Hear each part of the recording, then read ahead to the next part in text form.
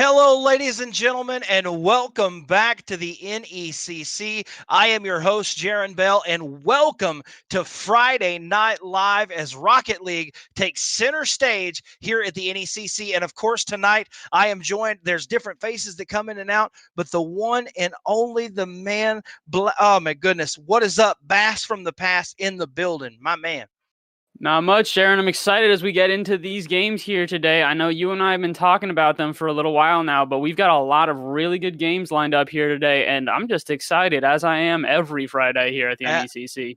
Absolutely. Ladies and gentlemen, we have a triple threat, triple header for you tonight here at the NECC, and we are going to start this game off in the Champions Division, the top-tier division here at the NECC, as St. Ambrose University faces off against Kansas Wesleyan University. It is going to be a fantastic matchup.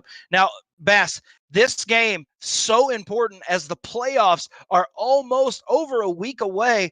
And listen, Kansas Wesleyan comes in here 2-1 on the season, a firm hold on a playoff seeding. But St. Ambrose comes in 1-4 on the season, and if they still have an opportunity, I mean, let's talk about how crucial this game is for both these teams.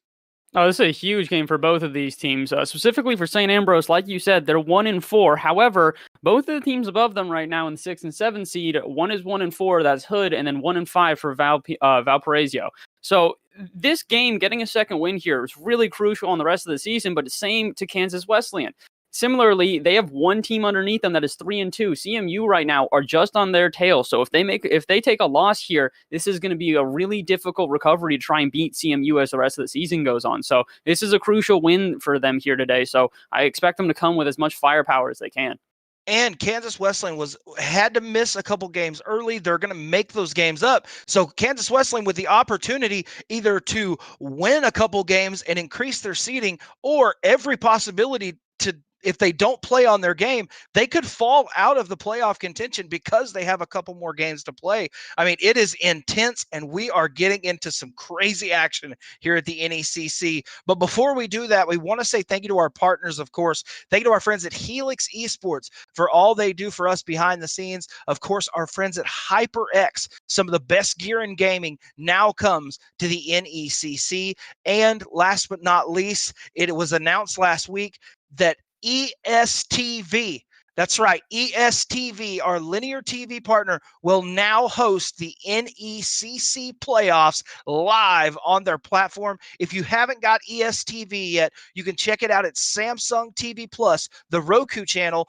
Vizio, plenty of options for you to download their platform and check out esports action from around the globe, including the NECC on their platform. And I tell you what, we are very, very close to kicking this game off. What are you looking for as we get into this first round of this best of 5 series? Sorry. As I say, usually, it's just about making sure to control your nerves here in this first game. Making sure that when you come into a best of 5 series, you know that the first game is going to both be a crucial game to the rest of the series, but it's also a game to get used to the other team. You don't have to come into it as full on as you normally would every single game in, say, ranked. You have to come into it with a little bit of hesitancy and get ready for the other team. See how they want to play, see how you want to play defense, and really just come into this one with a level head, and that's going to be the best thing for both of these teams, as it looks like we're just about ready to get underway. So welcome everyone to the first in a best of 5 series between KWU and St. Ambrose. And ladies and gentlemen, St. Ambrose will be in the orange, Kansas Wesleyan will be in the orange, and Golden right off the bat doesn't waste any time, says, hello NECC, I'm here to shine. Golden shining like the star he is right now, right off the kickoff. Very quick to get to that one, too. And I've said this before, kickoff goals can really make or break a series, and I think here this might actually be one of those series. Already we've got one goal coming out, and if this game is as tight as we think it's going to be, one goal could be the difference. However, a shot going on from Rodell, but Sapp will be there, and as this one pops out to the middle, University will be there, but it's not going to go in. Already, Kansas with a very strong offense. Absolutely, and it's going to see, we've seen this Kansas Wesleyan team, on paper the higher ranked team, but will they make mistakes, and will St. Ambrose be able, this is a new look St. Ambrose team, so it's going to be interesting to see how they come back and how they compete against a very, very well-versed Kansas Wesleyan team. So far, they're doing a pretty good job of at least holding off this offense, but my biggest concern will be if they can try and transition into a strong offense. Their defense has been stellar, but right now they're still struggling to get out of their own half and then turn this into a strong offense as Faceless gets faked out. Sap's going to be able to recover this one and actually rips off a shot. The double commit from Golden Diversity leaves this with a little bit of time for St. Ambrose to now try and do this again. Golden off the backboard, but already this is a much stronger offense than we had seen previously out of St. Ambrose. Well, and you could see there Sap really getting aggressive. Faceless, unfortunately, 2 missed touches in a row really put them out of position as there's another missed touch by Ollie through the air. Again, they continue to try this a little bit of high-flying offense is the best way to put it. They're going for touches that aren't necessarily traditional, but they're at least working. And for a team that's trying to figure out how you're going to play, it's a good idea to do this now here in the first game rather than try and experiment with this later on in the series. Absolutely. Sap going to take the ball up in the air to the Kansas Wesleyan end. Brodell is there, but it gets played to the center, but Golden's there to clear the ball. Scary positioning out of Ollie there as the last one back. Luckily, Faceless was able to get the demo there, but they got to be careful. St. Ambrose can get turned on in a second here. So far, they've had good defense, but if they start getting a little too confident in that defense, they'll start breaking. Speaking of which, Ollie a little bit too far up, and Golden's going to take full advantage of it. And it was just that overcommit. Ollie just a little bit too forward, not able to get back in time, misses the touch, and Golden puts it in from the center of the field. And unfortunately, that's just a little bit of mispositioning there. Don't want to give all the blame to Ollie there. Faceless also diving in at the end. So really just a miscommunication all around from St. Ambrose. However, they're only down 0-2 here. If they can tighten up the rotations, they've got plenty of time to come back here. Golden with another clear. Sap needs to get back. He is there, but it's clear to the center. Nothing there. Brodell going to try to play it up. Man, this Kansas Wesleyan team doing what they've seen in other matches and just being extremely aggressive on the other team's end. They're doing a good job of maintaining their offense once they do get into offense. That's a really big thing about them is that they transition as a team really well. Once they're in defense, it's all of them in defense. And once they're in offense, it's all of them in offense. This time, no one there, though. Only one player going up for Kansas. At this point, they might be slowing down, trying to just play a little bit more defensively so that they don't let anything in. Absolutely, and let's see here. Faceless going to try to get a touch, not able to do it. Ball right in the center. A little bit of an off touch there by Brodell, but Kansas Wesleyan's still there. Let's see what Ollie can do here. Golden on the touch. Man, just trying to put it together. St. Ambrose, I mean, you got to applaud the defense for KWU right now. I mean, both teams are playing a really good defense. I would say the biggest thing about this game is there's a lot of possession play here I wasn't expecting. Usually in the first game, it's a little bit of a back and forth. People are kind of just playing ping pong with the ball, hitting it from one half to the other. But right now, it's a lot of possession play. Both teams are trying to get precise touches. Ooh, and see what they can do with them. Ollie's got an open net. It's a goal! Bass, I didn't mean to cut you off, but unbelievable goal. I thought the double commit by the 2 KWU defenders. Ollie there. Golden almost gets there, but not able to save it.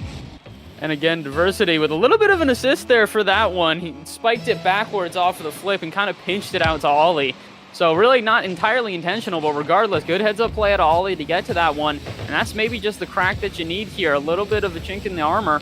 And you should be good from here on out. Oh, and the demo play!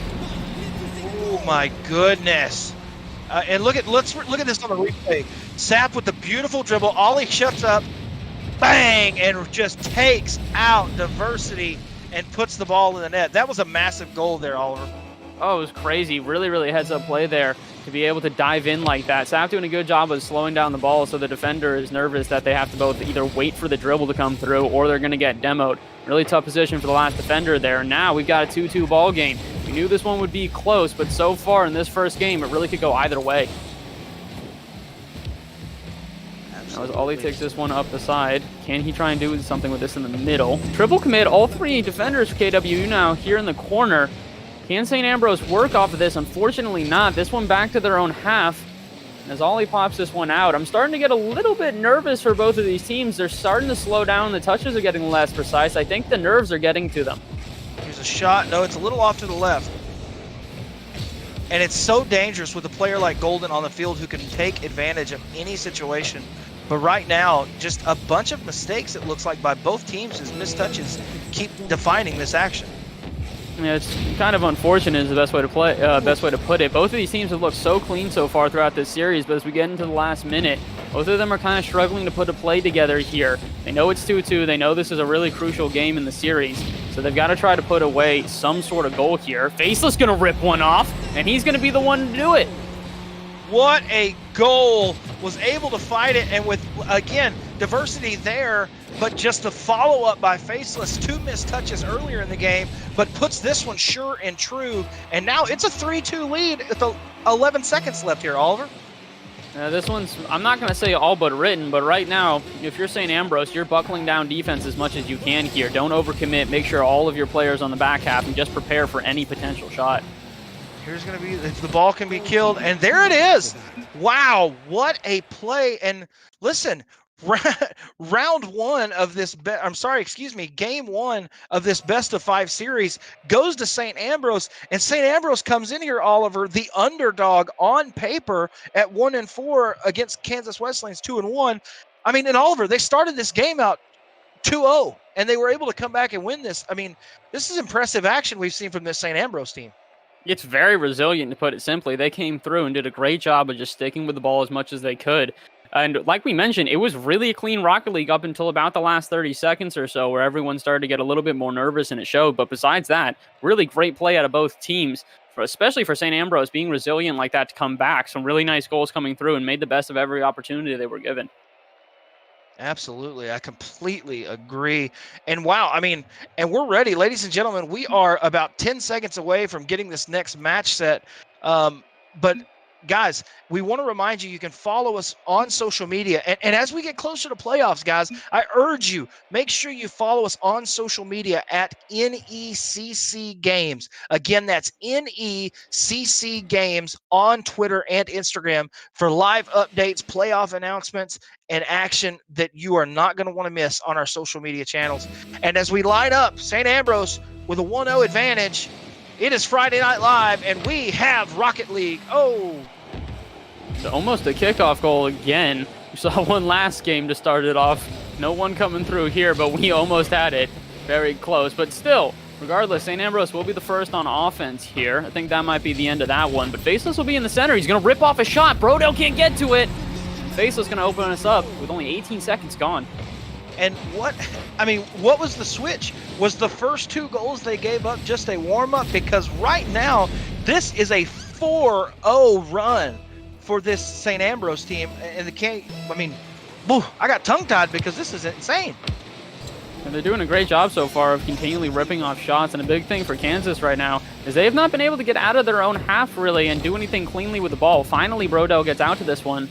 Oh, I was going to say, but no follow-up touch, but with an open net, yeah, you have to expect that that's going in at some point. That was just an unfortunate. Let's look at Brodell in the corner. You can see Diversity plays it up. Not sure what happened there with Faceless. It looked like he was going to clear it, but able to put this one in the net and tie this game up, Oliver. Just unfortunate. However, now we're back to a 1-1 scoreline, so more or less that first kickoff goal completely written away here. And now they've got about 4.5 minutes to try and write this one clean. See what happens as Golden takes this one out to the side. So far, I'm seeing pretty concentrated play out of both teams. There are no glaring mistakes or changes that I think need to be made. Jaron, I don't know about you, but I'm not really sure what either team here can do to try and switch it up. You know, for me, it goes to Kansas Wesleyan and getting back to how they played in the first 2 minutes of that first match. Just aggressive play, staying in the St. Ambrose end, because they've made some mistakes. And unlike Kansas Wesleyan in the past, a few double commits and even a triple commit at time. I think if they clean that up, they have a really good chance of taking this game. Yeah, I would agree. I think their offense does need to start to sharpen up a little bit, but right now they're getting a lot more opportunities than we had seen previously, staying on the opponent's half for about, I would say, 30 seconds here. But St. Ambrose are back on the rise again. They're going to flick one into the backboard, but Golden's going to be there. Faceless is a little bit too far out here. No, not going to drop through. But you can see that Kansas is trying to go for the counterattack as much as they can. It makes sense. They've really had a lot of, I would say, defensive mishaps on the St. Ambrose side, and they just need to capitalize on them. As it looks like, no, they're not going to get scored on. I was going to say, St. Ambrose almost had an opportunity. 100%, and it looks like another opportunity here. Is Faceless going to put a shot on goal? Oh! And just off. Just barely off. And again, St. Ambrose back on defense here, but they still look just as confident as ever. The way that they're dribbling out of their own half really shows the momentum shift that's come here. Because usually, or at least in the first game, we saw a lot of Kansas Wesleyan immediately diving on the ball and not allowing the team to be able to really put together any sort of play here. Now, I was going to say, we see a lot of time being given to St. Ambrose and not a lot of time being given to Kansas Wesleyan. So really, roles reversed here in the second game. Absolutely. As a matter of fact, here's going to be another opportunity. Faceless going to put it. It is going to go left of the net here, and Golden is on it. But Ollie is back and probably will clear this ball. Oh, a mistouch. Here's an opportunity. Oh, I thought the bounce shot was going to go in there, Oliver. This is really back and forth here right now. Both teams also really solid defense out of both teams. I do want to mention that both teams have at least 3 saves here. Kansas Wesleyan pulling away with 1 extra save at 4. But both teams have had a plethora of shots and saved a plethora of shots as well.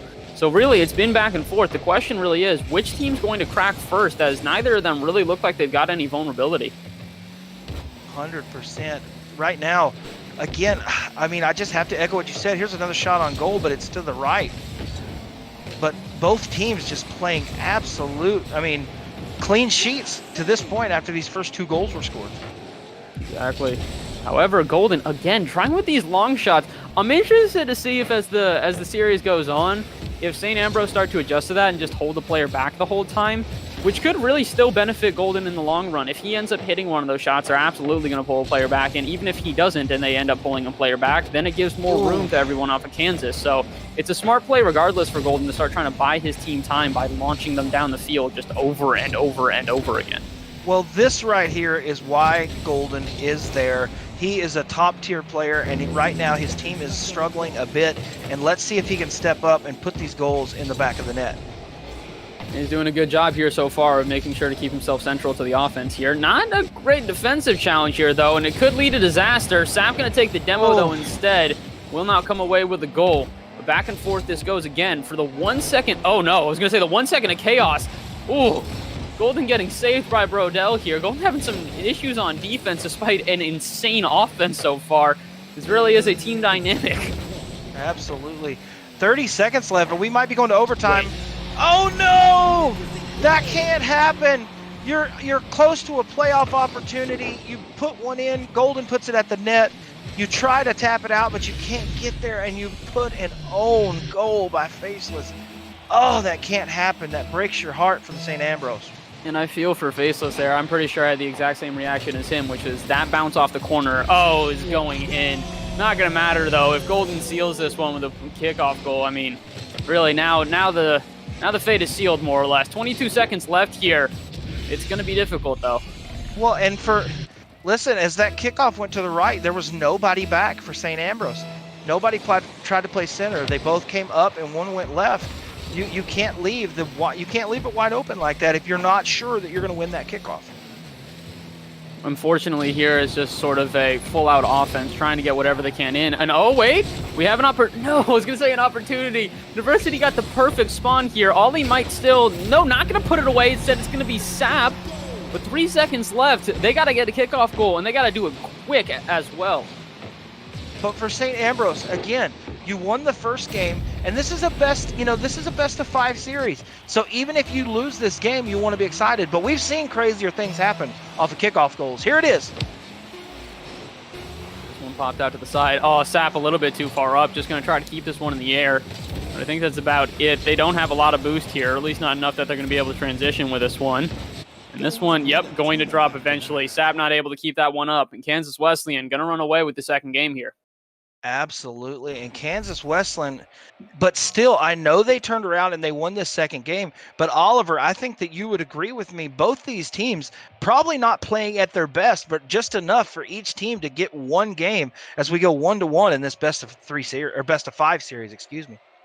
Yeah, I think that they both definitely deserve one game apiece here. I'm glad to see that we're getting a little bit of a back and forth action. Really going into the next game, it could be anyone's ball game here. But a big thing to note again is that Golden's strategy eventually paid off there. Kansas Wesleyan started getting a lot more room as the series went on, as he just kept lobbing balls downfield and forcing someone from St. Ambrose to stay on defense. St. Ambrose have to recognize that that's happening and try to play a little bit quicker, have some more pace to them, and it's going to fill in those gaps where you would have people playing back on defense before. So if they can up their rotation, speed up just a little bit here, they might be able to counter the Kansas Wesleyan strategic sort of lobbing play here. But really, only time will tell. As we get into the next match here, I'm really excited to see who's going to take this one. But Jaron, you personally, who do you think has this one here in this third game?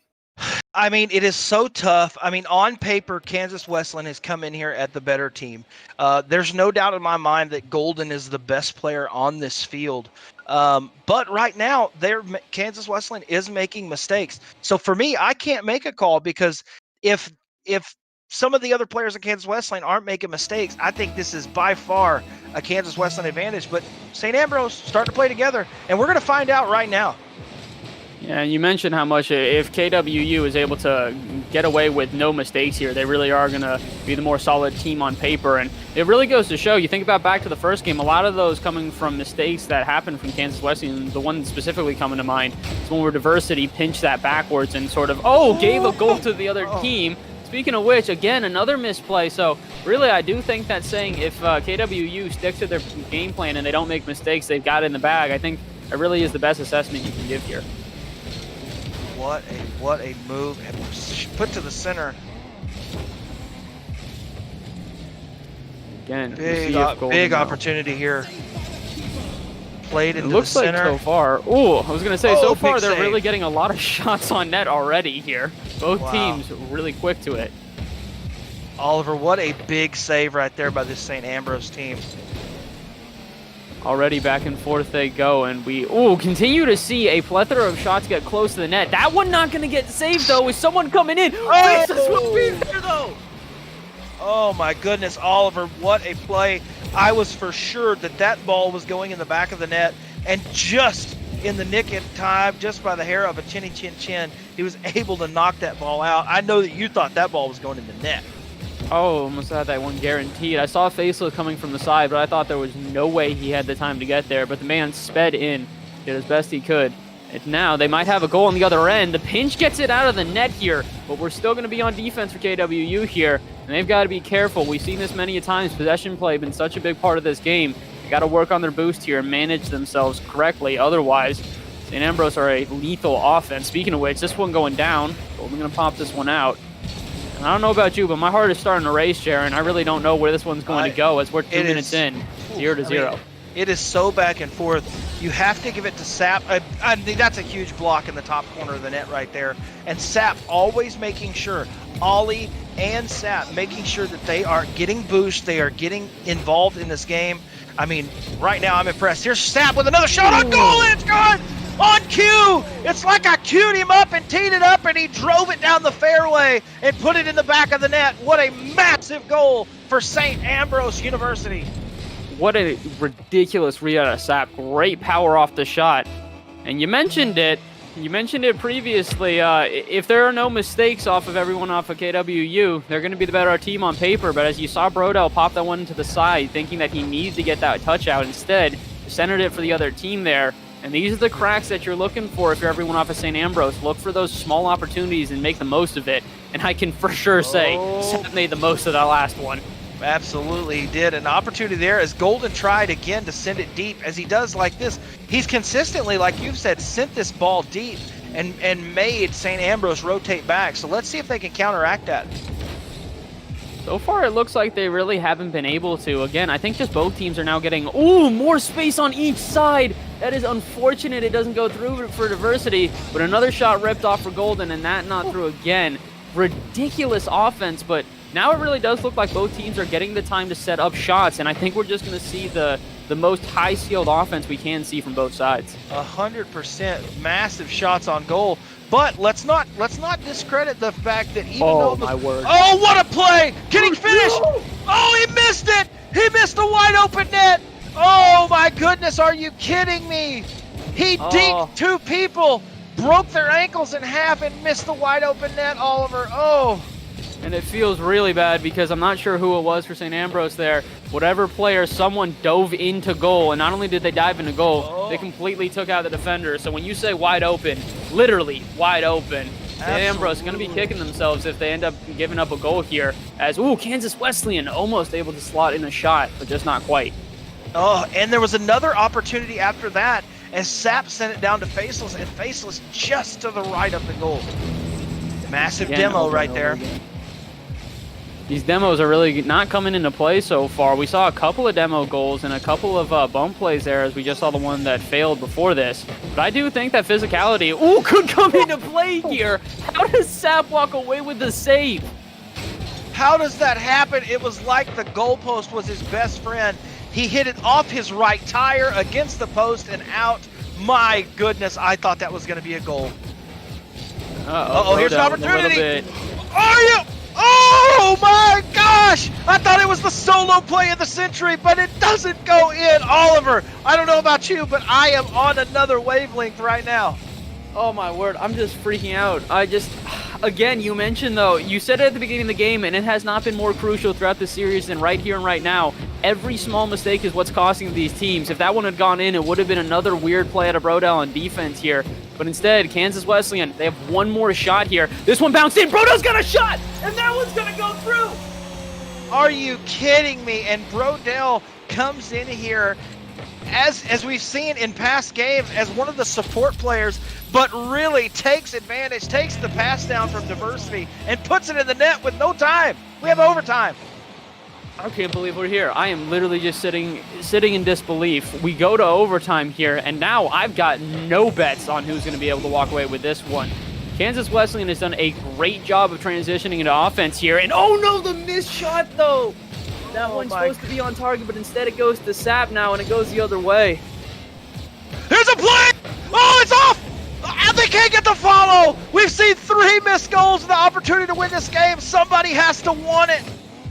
Oh my word, I don't know how much more my heart can take. I don't know how much more these players can take. I can't believe how composed they've been here, despite the fact that this is obviously turned up to 11. Both teams are still playing pretty cleanly here. We're not seeing a lot of misplays. Golden going to do a good job of getting it off his half yet again here. But as Brodell throws this one up, we've seen Sap do this from the air before. Unfortunately not there, but man, both teams looking like at their highest performance here. Oh, maybe not. That's a miss out in the middle. Sap's going to be able to transition, but oh my word, this really is just going back and forth here, Jaron. I mean, this is unbelievable. Shot to the left of the goal again, and you can see them just slow playing this. Looking, faceless back. Sap going to play this into the corner. There might be an opportunity right here. Here it is, an opportunity! It goes in! Are you kidding me? Ollie puts it in the top corner of the net. St. Ambrose University coming back saying underdogs have a chance too. And the playoffs, we have our eye on the playoffs, and we are coming back and we are getting there. Wow, Oliver, I am, woo! I'm mostly speechless there. I don't have a lot that I can say, as that was just so back and forth. It really was. Either team could have that at any moment there. I had no bets on who was going to walk away with that one. It seems like at the end of the game there, both teams were giving each other enough space that they could try and build something there. But realistically, I don't think that there was a team that absolutely dominated there. St. Ambrose walked away with a win, but you got to guarantee that KWU's coming in the next game with a fire under their butts, ready to play full force. Oh my goodness. And for St. Ambrose, how massive is it? And what a massive goal by Brodell.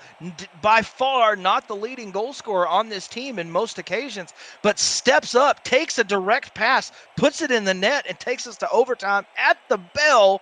And then, oh my goodness, this is what Rocket League is all about here in the Champions Division. I mean, it's crazy back and forth this has gone. I have no idea who's walking away with the series here at this point. I'd like to say that St. Ambrose is going to be able to take one of the next 2 games. They've pretty much got a coin flip of a shot here. But realistically, there is so much fire now here from KWU, who came into this game obviously as the higher seed here, and now is going into this one thinking, all right, well, now we've got a little bit that we got to play for here. We got to put full force into this one. We'll see what happens. As I think we're about to get underway into the next game. Nope, put us in, Caleb.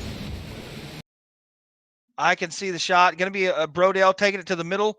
It is played off to the left. Played off into the Kansas Wesleyan side. Not sure what happened. We got lost there, but we are back.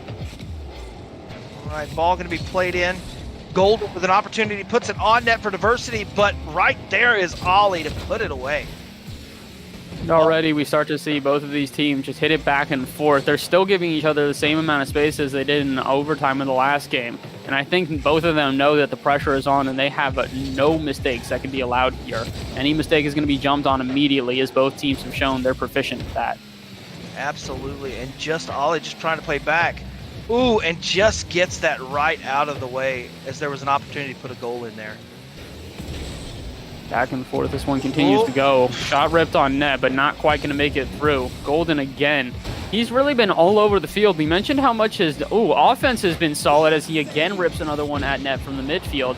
We also got to mention how good his defense has been. So far, he's been a really integral part of both halves of the field here. And again, Kansas Wesleyan, if they, just start to play a little more precise, they'll have it. Speaking of which, that one's going to definitely be precise enough. Great shot out of Golden. Wow, and just puts it in the net, plays it in the air. And like you said, the issue with playing against a player like Golden is he is always there. You have to account for him. He is a on-the-ball player, but still rotates back and plays good defense. This is impressive right now. Really impressive stuff so far. Both teams, like I said, could come away with this one at any second. Despite the fact that we've already got a lead here for everyone off of Kansas, I still do think that there's plenty of time here for St. Ambrose to come back. And the truth is that Kansas Wesleyan, despite being a really, really solid team, even the most solid teams are eventually going to have little mistakes that are going to cost them. And the question is when does that come here, or are they going to be able to hold off for the entirety of this game? So far, they've played pretty picture perfect. Honestly, I'm willing to bet that this is the game where they don't make a lot of mistakes. 100%. I mean, they have to. If you're Kansas Wesleyan, if you make mistakes and lose this game, this match is over. I mean, St. Ambrose looking to put this match away. Here's, oh my goodness, there was almost an opportunity there, but a big save. Let's see if they play it out. Sapp on ball. He's shown that he can dribble well. Gets hit, played into the corner again. Just impressive play.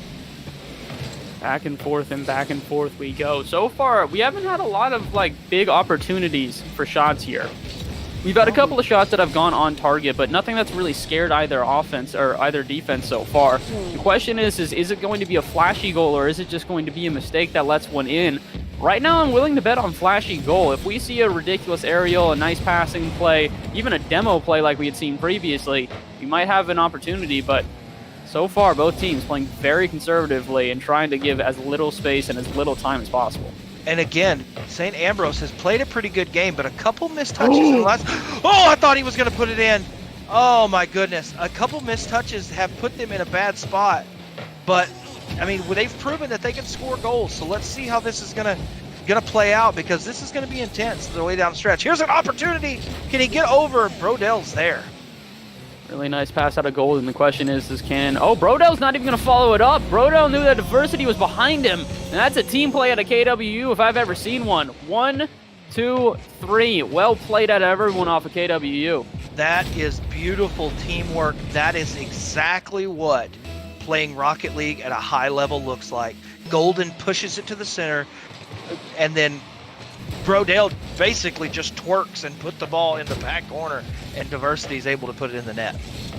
I was saying we're going to have to see a flashy play if they really want to make through here, and I think so far, KWU has done a good job of abiding to that. That passing play really coming out of nowhere, and now they're up 2-0 here. So we mentioned this is the make or break game for them. They make this one, they go to Game 5, and they got the series possibly in hand. And now for St. Ambrose, they really just got to start focusing on Game 5 here. Yes, they could make the comeback here with about 1:15 left, but even if they are able to make somewhat of a comeback here, they still have to win in overtime. And I would much rather have them focus on Game 5, be prepared for that one, and try and really sweat this one too much and tilt themselves possibly. 100%. 1 minute left on the clock, 2-0 advantage. You'd think that this is going to go Kansas Wesleyan's way, but let's see if St. Ambrose can put a goal on net. But either way, St. Ambrose with that earlier win, we're going to push this to a Game 5. Oh, but here's Faceless. Oh! And here's another really opportunity. Nice. A lot of opportunities right there, Oliver. Yeah, St. Ambrose, again, this is sort of one of these things where they got to get a little bit flashier of a goal. We've seen the defense come out so far from Kansas Wesleyan where even if there is someone that's back and they're in an awkward position, they're usually at least versatile enough that they're going to be able to get in the way and not allow you a shot and wait for another player to get there. So the big thing here is for St. Ambrose, where the goals that have worked for them previously in this, where they've just been traditional shots that go in either off of a mistake or off of a missed rotation, that's not really going to appear here anymore. St. Ambrose have got to take really flashy shots, because even the shots directly on net like that, they're not sealed. Diversity coming through there. Now Diversity might go the other way with it. Tries to get the double touch, but it won't come through. Regardless, Kansas Wesleyan walking away with a win here. And what a game we have had. We talked about how we were going to have a fast-paced game. And Oliver, I know you and I both love the fact that we're going to a game 5, because both these teams not willing to back down at all and wanting to make this playoff run. Oh, yeah, this is a really, really big game for both of these teams here. A little part of me wants St. Ambrose to win this one because they look like such a solid team. I would love to see them in playoffs, but at the same time, Kansas Wesleyan, they fought back here. Again, they were down before this, so they really have fought to get their way here. Really, at this point, it's whatever team comes into this 5th game with more precision. I don't think either team here is still playing at full potential. There are small mistakes that are being made, and if they just tighten those up a little bit, it will be a back-and-forth game the whole way through. And ladies and gentlemen, here we are. We want to remind you that with the playoffs right around the corner, there will be scheduling changes. Not only will we have games on their regular scheduled days, but as the playoffs come, there will be updated schedules. And the best way to see when your team is playing, what games are playing on what day, is to follow us on social media at NECC Games. Again, that's NECC Games. Ladies and gentlemen, Game 5 in the Champions Division, Kansas Wesleyan versus St. Ambrose University. Oliver, whoever wins this game is going to win this match, and we are 3 seconds away to Friday Night Live NECC Rocket League action. And already, I am very, very nervous for both these teams here. I don't know who's going to be more nervous, me or them. I want both of these teams to at least just put on a good showing. My fear here is not whichever team loses, but if either one of these teams doesn't step up here, it's going to really haunt them for the rest of this, where what could have been Game 5. So I'm just hoping for a good get back and forth between both of these teams here. And so far, really precise out of both teams, and really I haven't seen a lot of mistakes to criticize. So I am liking what I see so far. I don't know about you, Jaron. Absolutely. Again, here's going to be opportunities. You know that Kansas Wesleyan is going to play this ball deep. They've done it all day, Oliver. They have played the ball deep and then made sure that St. Ambrose cannot rotate and make mistakes. Shot on goal right there. Brodell is there against faceless shot, but Brodell gets taken out. But Golden, like we said before, always there. I'd love to see some... Oh, there it is, another demo. I'd love to see some more physical play out of both of these teams, though. That would be great, especially as a counterattack here for St. Ambrose. If they see a defense and an offense that's rotating wide and you've got players who are kind of just in the middle of no man's land for some time as the ball gets bopped out of your half, just go for the demo. If they start going for some physical play, it's going to not only mess up the rotations out of Kansas Wesleyan, but they won't be able to transition into an offense as cleanly, and that really could be the ticket here for them. Although this one out of no man's land, not really great for St. Ambrose. Well, and you can obviously tell, oh, what a deke in the air, what a move. But Golden is right there to clear it in the center. Ollie going to move up, play it on center. And both these teams, you can tell, both these teams not taking a ton of chances, trying to play good defense. Oh, there's an opportunity right there. Backboard. And just off. Oh. We both wanted that so badly. I think both as casters here, our biggest thing is we just want to see these really high-flying goals and these really well put-together goals. And I would say that was a great team play that everyone off of St. Ambrose. Not the result that they were hoping for here, but they're going to have plenty of opportunities here as we get close to the halfway mark in this game. And both defenses, playing pretty precise. Golden's got an opportunity, but that one not going to make it through. Good defense out of St. Ambrose again. That's probably the closest opportunity we've seen all game for either team. Oh, and St. Ambrose University so close right there to giving up a goal, but coming together as a team and holding on defense. Ball played into the KW end. Back and forth we go, back and forth. I do want to mention, I think we've seen maybe one of them so far this game. I'd like to see some more dribbling plays. If you get into a one-on-one opportunity, rather than just ripping off a shot immediately and trying to buy your team time, dribble with it, break down the play, slow it down, see if you can throw one in. Oh, it's a great shot at a faceless up for 50. Diversity comes away with a save, not credited for it, but we'll have to remember that one. He came in out of nowhere there. Absolutely he did, and what a play. And again, St. Ambrose, this St. Ambrose team is not taking this match lightly. They are taking shots on goal and trying to score and win this match. They're doing a good job of not giving any time to Kansas Wesleyan. I mentioned this previously, that they need to suppress them as much as possible, and they're doing a good job of doing that now. I need them to be careful, though. You saw all three of them in the same corner there, though. So if they start breaking rotations too much, we all know that Kansas Wesleyan's going to punish immediately, so they've got to be careful. They can shoot from anywhere, and Golden has not ripped off as many cross-court shots here as he would normally, so once he does, it's going to be a whole different ball game. Absolutely, and neither one of these teams, this is fantastic Rocket League. Opportunity, oh, big save! Faceless in the corner. Wow, what a save by Faceless for St. Ambrose. Over and over again, we have these ridiculous shots going through, but so far, neither team has been able to walk away with a goal here. We've had 4 basically perfect minutes of Rocket League, not a lot of mistakes being made, and pretty much every ball contested. I'm just waiting for the hat to drop here. When are we going to have that first goal? All of these opportunities, they're coming, but they look so mundane in comparison to what has made it through before. That one less mundane. Ollie almost able to slot one in. And I think at this point, next goal wins. Oliver, you got to know that whoever scores the next goal is going to take this match. The only way that... that doesn't ring true. Brodell going to walk away is if we have a kickoff goal. I mean, realistically, there just isn't time for a goal besides the next one winning here. Ollie going to clear that one out. If a goal comes here during regulation, it's the winner. And if not, we go to overtime, where truly the goal that hits first is the goal that wins. This one's down to the center. Diversity's going to be there, but no, not through again. The defense is also another thing to note. Has absolutely stepped up 100% here in this final game. Opportunity! Oh! This one no goes time to left on the clock. Diversity. Oh! Oh, they almost had it! Oh, this one's staying up, though. St. Ambrose, no one going to go for it, though. St. Ambrose almost had an opportunity there, but they decided they'd much rather battle this one out in overtime. Here we go. And now it becomes the battle of the precision. Who's the first player to make a mistake? Who's the first team to get punished? And who's going to be the first team to pull away with a goal here now? 10 seconds in, and already both teams, you can see they've slowed down just a bit here. They know every touch they make is crucial. Oh, no, somebody... Oh, but not even to capitalize! The big demo, I thought that was going to be it! The massive demo!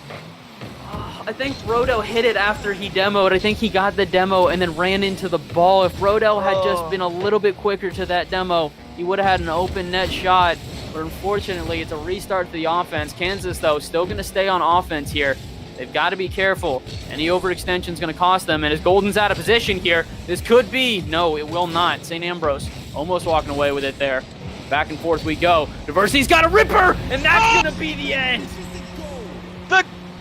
In overtime, let's watch this play. Golden plays up and just flicks it to the right. Ollie is there, but can't get out of his own net to the right. And Diversity puts it in. Kansas Wesleyan University, by the skin of their teeth, take this series and take this match. Oh my goodness. 3-2. That is the kind of Rocket League action we have signed up for here at the NECC. Just back and forth that one went. Honestly, I don't think we could have seen that's the type of goal we need to see every single time. Explosive goals like that are what make it through a defense like that, and really, we were just waiting for it to drop. Someone had to come away with a goal like that, and I don't think it could have been any other player but Diversity. The guy was playing so well all day. He was waiting for that redemption arc where he was able to come back and make up for that first own goal he had, and that he did. Final game when it counted, and a banger of a shot at that. Wow. And with that, I mean, that is extremely impressive. It looks like Kansas Wesleyan will move to, I believe it's 5-2. We're going to get a correction on that. We have a correction, maybe a miscalculation on. I think they're going to move to 5-2 on the year. And right now, in the very, very top, in the top part of the bracket for the playoffs, St. Ambrose so close, Oliver. They so close. And you have to know for St. Ambrose, if they can just get an opportunity to get in the playoffs, they just took one of the top tier teams in this league all the way to 5 games, and they were 1 goal in overtime away from winning this series. They just need a chance to get to the dance. Man, that rhymed. That sounded really good, by the way. I mean, realistically, even if you don't make it through the playoffs this season, one of the biggest things to take away as that St. Ambrose team is you guys are a solid squad who is fighting up against the best of them. This may have not been the season for you guys. You've still got time, so it's not a guarantee yet. But next season, you're going to come back stronger as ever. You've got a very good roster there that is only going to go up from here. So absolutely take this loss with pride here today. You took a really good team to 5 games and you kept it close, ridiculously close. 0 goals in the last game up until the one in overtime. So be proud with what you had here today. Take this loss with pride. But on the other half of it, congratulations, KW. You guys played a heck of a game. Absolutely. And one of the determining factors, I would think we should give a big shout out to Brodell. He doesn't score as many goals as Golden does, but today he played his role, he played his position, and when an opportunity came up for him to take advantage of it and help this team, you got to remember, let's look back, Oliver, if he doesn't score that goal, we might not even make it to this 5th game. A massive goal. Brodell says, ooh, woo, puts it in the back of the net. And it has to be the play of the game. It was just ridiculous. The amount of clutch that you have to have there. You could see everyone scrambling for the ball. At that point, honestly, I think St. Ambrose was like, all right, that's it. Game in the bag. And they just didn't expect the amount of just sheer offense that came out from KWU there.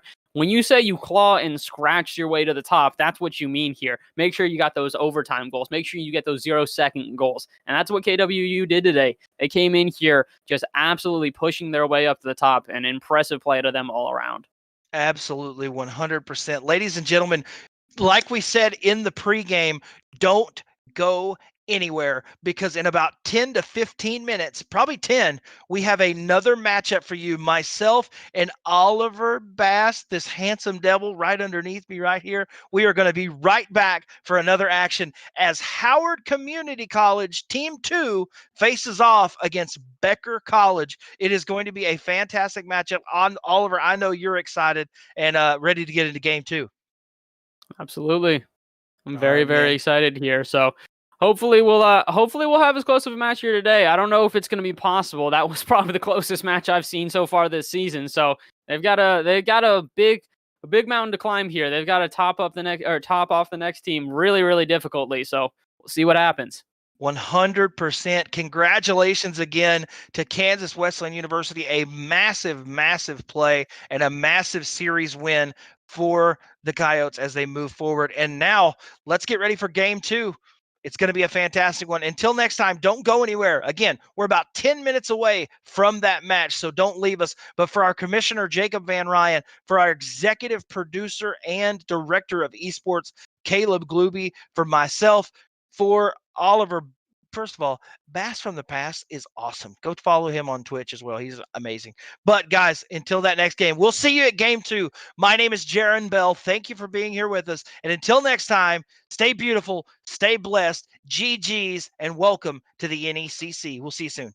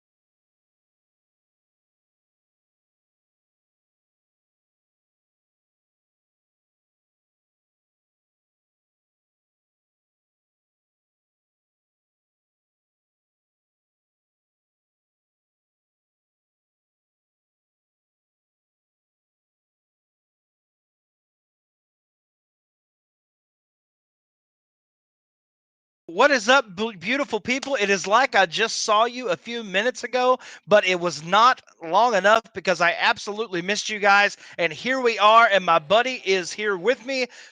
Bass from the past, Oliver Bass. What is up, my man? Just ready for some Rocket League as per usual here, Jaron. I'm excited as you are here today. We've already had one incredible series that went to a game 5. So in this second game here, I'm just hoping to see the same sort of action. We've got 2 great teams coming for you guys here today. So I'm beyond excited to introduce both of them. So hopefully we'll have a good shot. Hopefully we'll have a good series that goes to best of 5, but you know, I'll take what we can get. Well, again, it comes to the battle of the underdogs because Howard Community College Team 2 comes in at 1-3 on this season, and Becker College does come in at the top of their division at 3-2, and not at the very top, but in the running for the playoffs. I tell you what, we are going to have a matchup. Both these teams, this game right now, like we said in the first game, both these games mean so much. Yeah, these are going to be huge games, especially for Becker. You mentioned that they come into this one, believe you said 3-2. There are other teams that are also at that record with 3 wins. Carroll's right behind them as well as CSUDH. So both of those teams going to be right behind them and trying to pull away those playoff positions and try to beat those seeds out. So every single one of these games here up until the very end of the season is going to be so much more crucial than all the other games we've seen so far. So again, everyone pulling out all the strings here, all the stops, and making sure that they're going into this one full force, just like we saw St. Ambrose. Obviously not the team on paper to take Kansas Wesleyan to game 5, but they did, and they put everything into it in that one. Absolutely. We are going to let people know that we are ready. We want to remind you, ladies and gentlemen, that you can follow us online on social media at NECC Games. Again, that's NECC Games, now available on Samsung TV Plus, the Roku channel, Vizio, and plenty of options for you to check out esports action from around the globe on their platform, including the NECC playoffs over there. It's going to be a good time, man. Thank you so much for being here, and let's get into some action very soon. As we get into this one, I think, like we've said every single series before this, coming to this one with a level head, get ready to figure out how the other team plays, and just try to not make mistakes. We've seen it be so crucial today for both teams to play a pretty much picture-perfect offense and defense, because any little mistake was capitalized. So as we get underway here into our very first game, it's going to be all about precision here, and the little mistakes going to come into factor as we get through. And ladies and gentlemen, in the orange will be Howard Community College, in the orange, and in blue will be Becker College. So just so you guys know, Becker in the blue and Howard Community College, the Dragons, in the orange. And so far, I was going to say, we haven't seen a lot of high octane. We finally see someone fly through there for everyone off of Becker. And like we said previously, Becker is the team on paper that's going to walk away with the win here. But realistically, we've seen so many teams fight and pull out all the stops and look like a completely different team, to be honest. So right now for Howard Community here, the biggest thing that had come into this one is just surprising everyone off of Becker. If they can pull out all the stops and just look like a completely different team to what they're expecting, it's going to throw them for a loop. Ooh, and I think it will. That one absolutely going to throw them for a loop. MZ with a great dribbling play from one half of the field to the other. And Howard Community College, what is today, Oliver? Is today the day of underdogs coming back and playing above their means? Because Howard Community College Team 2 with a 1-0 advantage. Came into this one knowing that they were going to be underdogs. Ooh, and making some good plays. Milkman going high on that one, and now he's giving his team an opportunity here. A little bit of a pop shot. We've seen this happen before. Golden doing a good job of doing this last series, but unfortunately, it's going to actually pull away for a goal here, as this, usually when you see this pop the other half of the field, it just gets popped back. This time, Milkman dropping it low, though, and Mountain Drew going to walk away with the goal here. Man, nothing like a good old refreshing Mountain Drew to get you through the evening. I love that name. That's fantastic. It's a great name.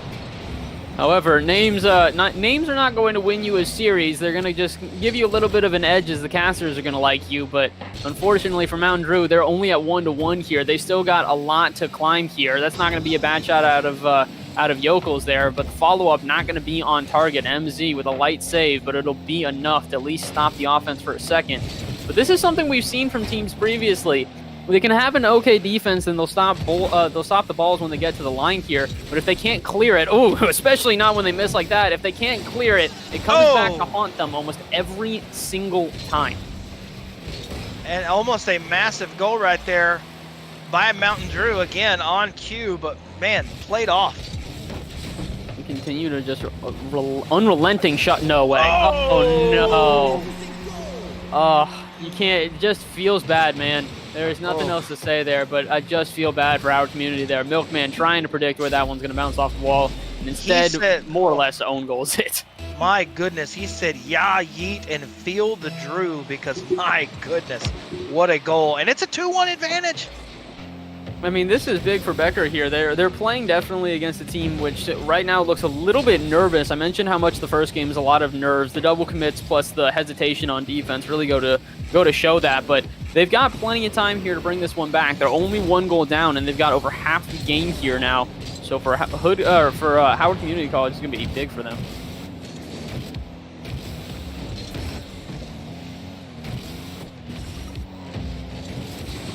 Back and forth this one goes already. We finally got one dropping down into the center. Almost going to be a shot, but not quite. But Navy's going to miss this one. Ramil not able to get to that one, so Milkman's going to take this. Oh, but not quite. Back and forth this one goes. We're starting to see a little bit of a pickup of speed here as MC rips off yet another shot. Oh, that was really out of nowhere. Oh. Wow, Oliver. And for the second, if Yokels was able to collect himself, there was nobody back. But now, he demoed and goal. Hey, drink a little bit of that Mountain Drew. Yeah, that's what I'm talking about, baby. Woo! That's really good speed out of Mountain Drew here. I think that's just taking advantage of everything that's going on here. That's a big thing for Becker right now, is they're clearly outpacing their opponents right now. Unfortunately for everyone off of Howard, they're trying to do their best, but they can't quite stick to the pace. And as a result, they continually just get outpaced. Ooh! And right there, you even see, despite the double commit, that was just 2 players fighting for the aerial there. They both knew that was a good opportunity. Yokels with the massive, massive play, puts it in the bottom of the net, and it's good. Over and over again, the shots come off. And the big thing now is sort of, if you're everyone off of HCC, can you keep yourselves in this mentally? Obviously, this first game is going to walk away as a wash. You guys have about 1:50 left, and while 3 goals is possible against an offense that's been so efficient here, it's very unlikely. So going into the next game, you got to just keep yourself in this mentally. Understand that, yeah, this first game didn't go how you would like, but you've got a full series ahead of you where you can make those adjustments and bring it back. Last week, I believe we saw a reverse sweep, so really, we've got plenty of time for either team here to make improvements. Massive, massive play that we have seen so far. I mean, and at this point, it's just impressive. It really is. They've done a good job just so far of continuing the speed, continuing these precision touches. And a big thing that we mentioned is that if you make mistakes, it's teams capitalizing on them. I really don't think we've seen a lot of mistakes out of Becker here. I don't think they've made really many, if any at all. They've just continually stayed with the ball, played precisely, and I think part of that is they just haven't felt the pressure in the same way that they put pressure on their opponents. Ramil almost coming off the ceiling for that one, but that's exactly what I mean. I don't see anyone off of HCC taking shots like that. It just doesn't seem like something they're in the mood to do right now. They might not be in the mood to do, but even if you're not in the mood to do, you better be in the mood to Drew, because right now this guy is taking over this game. Oh, absolutely. He's got nearly 600 points. He's got 3 goals on 5 shots, and he's still got the only save for his team. So back and forth he goes on both halves of the field. And as he waits out here at midfield, he might have an opportunity. Can't quite get to that one, though. Milkman with a great save. Massive, massive opportunity. Yokels plays the ball in. And I tell you what, Becker College has just shown why their record is what it is, because they have taken full advantage of every single opportunity that has came their way. And there's another one as Yokels on cue. It's like that caster cue puts one in. And I mean, his tag says taco, and I like tacos if you've ever seen me. So, man, got my MVP so far. I mean, they've just done a great job all around playing as a unit here, Becker. They came into this one very, very, I would say, hesitant for the first minute or two here. But the minute that they realized they could just outpace their opponent, they went off. HCC tried to do their best to keep up with it. But unfortunately, they just could not. Becker speeded around that field as quickly as possible, outpaced their opponent, rotated them. And really, for HCC, they got to come into this one with a little bit of a different game plan. Maybe try to keep up with the pace. I think that might be a huge benefit to them. As unfortunately, right now, every time they get into that sort of boxed-in defense where you see all of them in that little box in the initial or in the goal, they just shot after shot after shot until eventually it goes through. So they got to be a little bit quicker on their pace, transition to the other half, take advantage of that as quick as they can. Otherwise, it's going to be a repeat story. 100%. And we are whew, that was aggressive by Becker College. We knew that they came into tonight's match with the advantage on paper. And I mean, what are you seeing in the way that they're playing that has make them, they took this game 5-1? Honestly, I think a lot of it has to do with the fact that they are just purely going for every ball that they can. You see a ball in no man's land in the sky, most people are just going to, I would not say most people, but a lot of people will just kind of leave it there and wait to see what happens because they don't want to mistouch it. But right now, so far for Becker, every single ball that goes up and is a possible 50-50, they're jumping at it without hesitation. And Oliver, not to jump up there, but it looks like we're going to have a sub. As for Becker College, now Perfect Taco is in the game. Looks like they're going to take this as an opportunity to test out one of their subs. That's always a really good thing to do, is really give opportunity to a player. If you know that you, at the moment, have a little bit of momentum on your side and you've got a little bit of an advantage here, why not test out another player and see how they play with you guys? It's always a good breeding ground to find more players here. So we'll see what happens as Yokels might have the first shot of the game. No, not quite. Mule's going to jump at this one, and this is not good. Milkman's got one to beat, and it's the sub who's not warmed up. Perf going to miss this one, but Yokels will make the save. What a play. Massive save there by that Becker College team. Oh, my word. I can't believe they came away unscathed out of that one. That's ridiculous.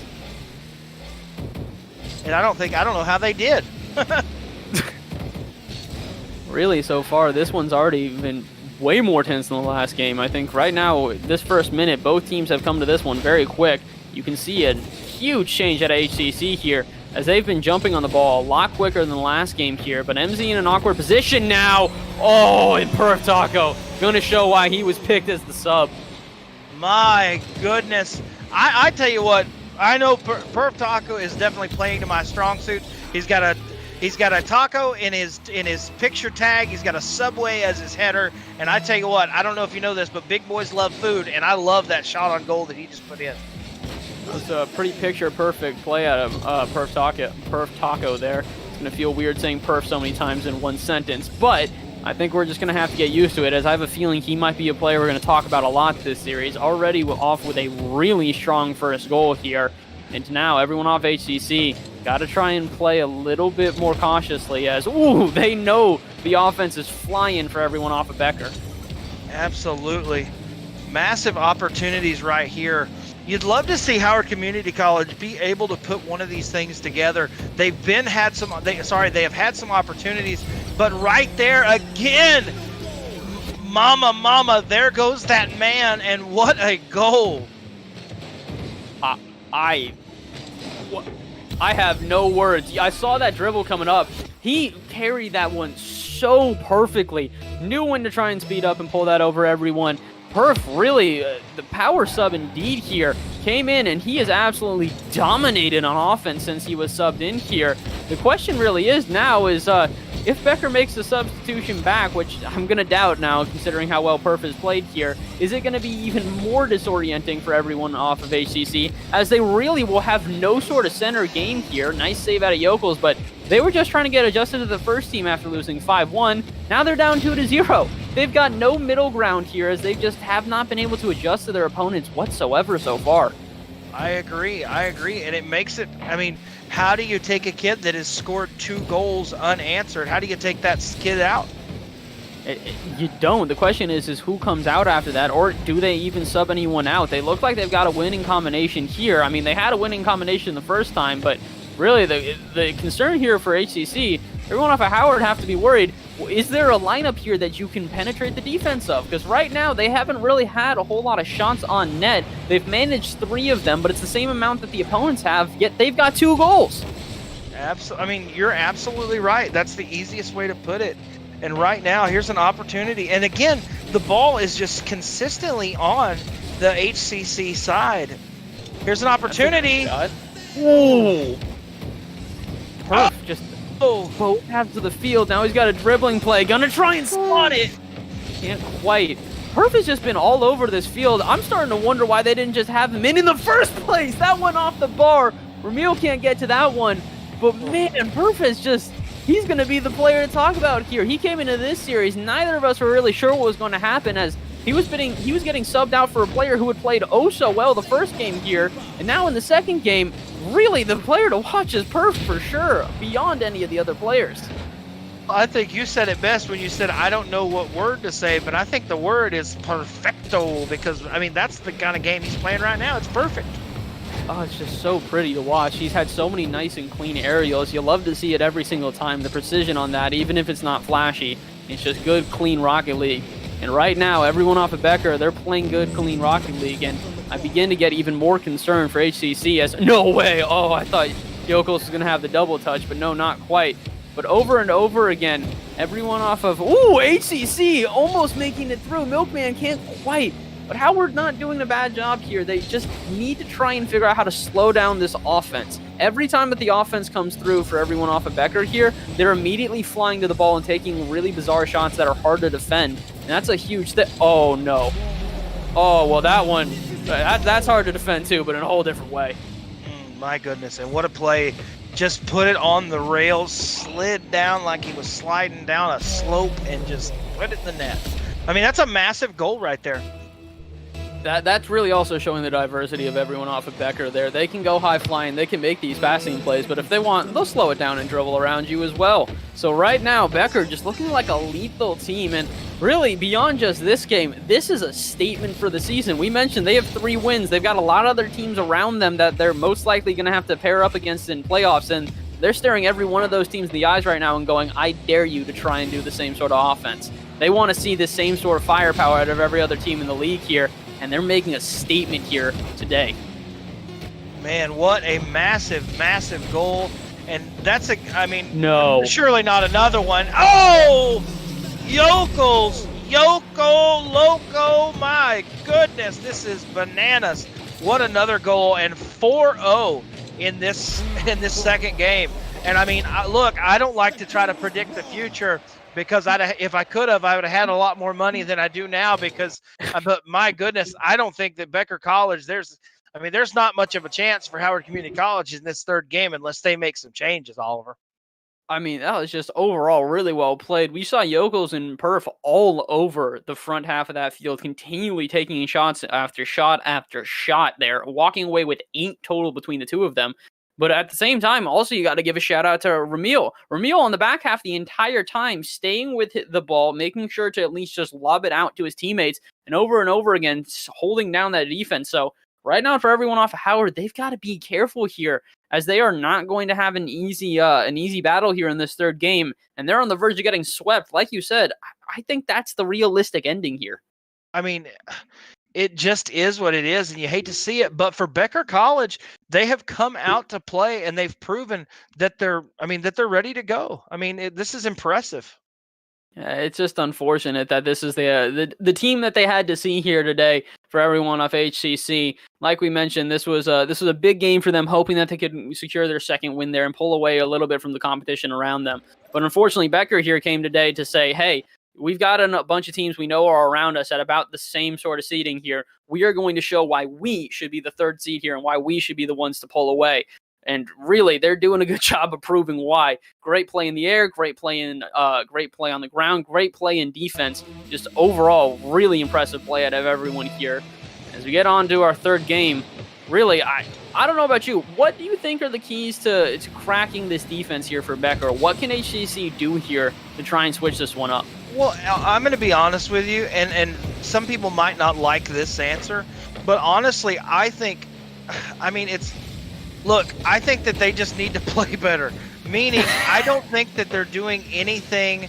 I don't think that Becker College is doing anything in that crazy. Like, I've seen Becker College double commit. I've seen Becker College leave open nets.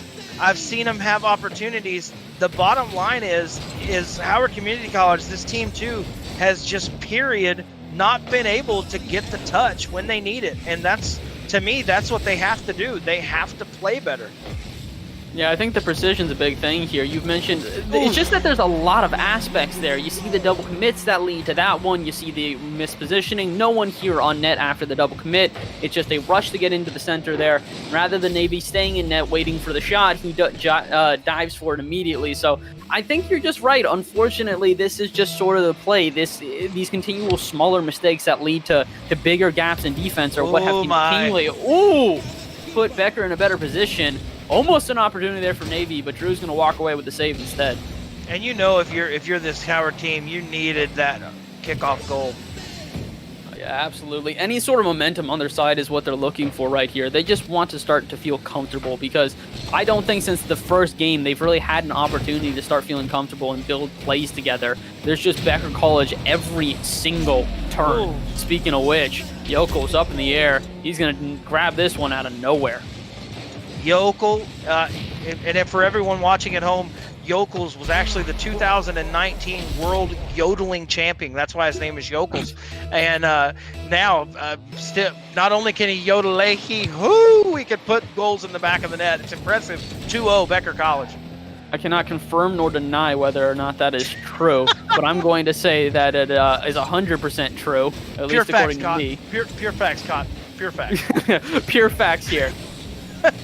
Only pure facts here at the NECC, and only the top gameplay, though, as Becker continue to play just such a good offense there. The demo comes out. Perf turns on it immediately after baiting out the touch from Mountain Drew baiting out the... I mean, this is picture perfect Rocket League. You know that this defender has to try and go for a touch here off the wall, so Taco has a perfect shot to go on it afterwards. I mean, Becker College really...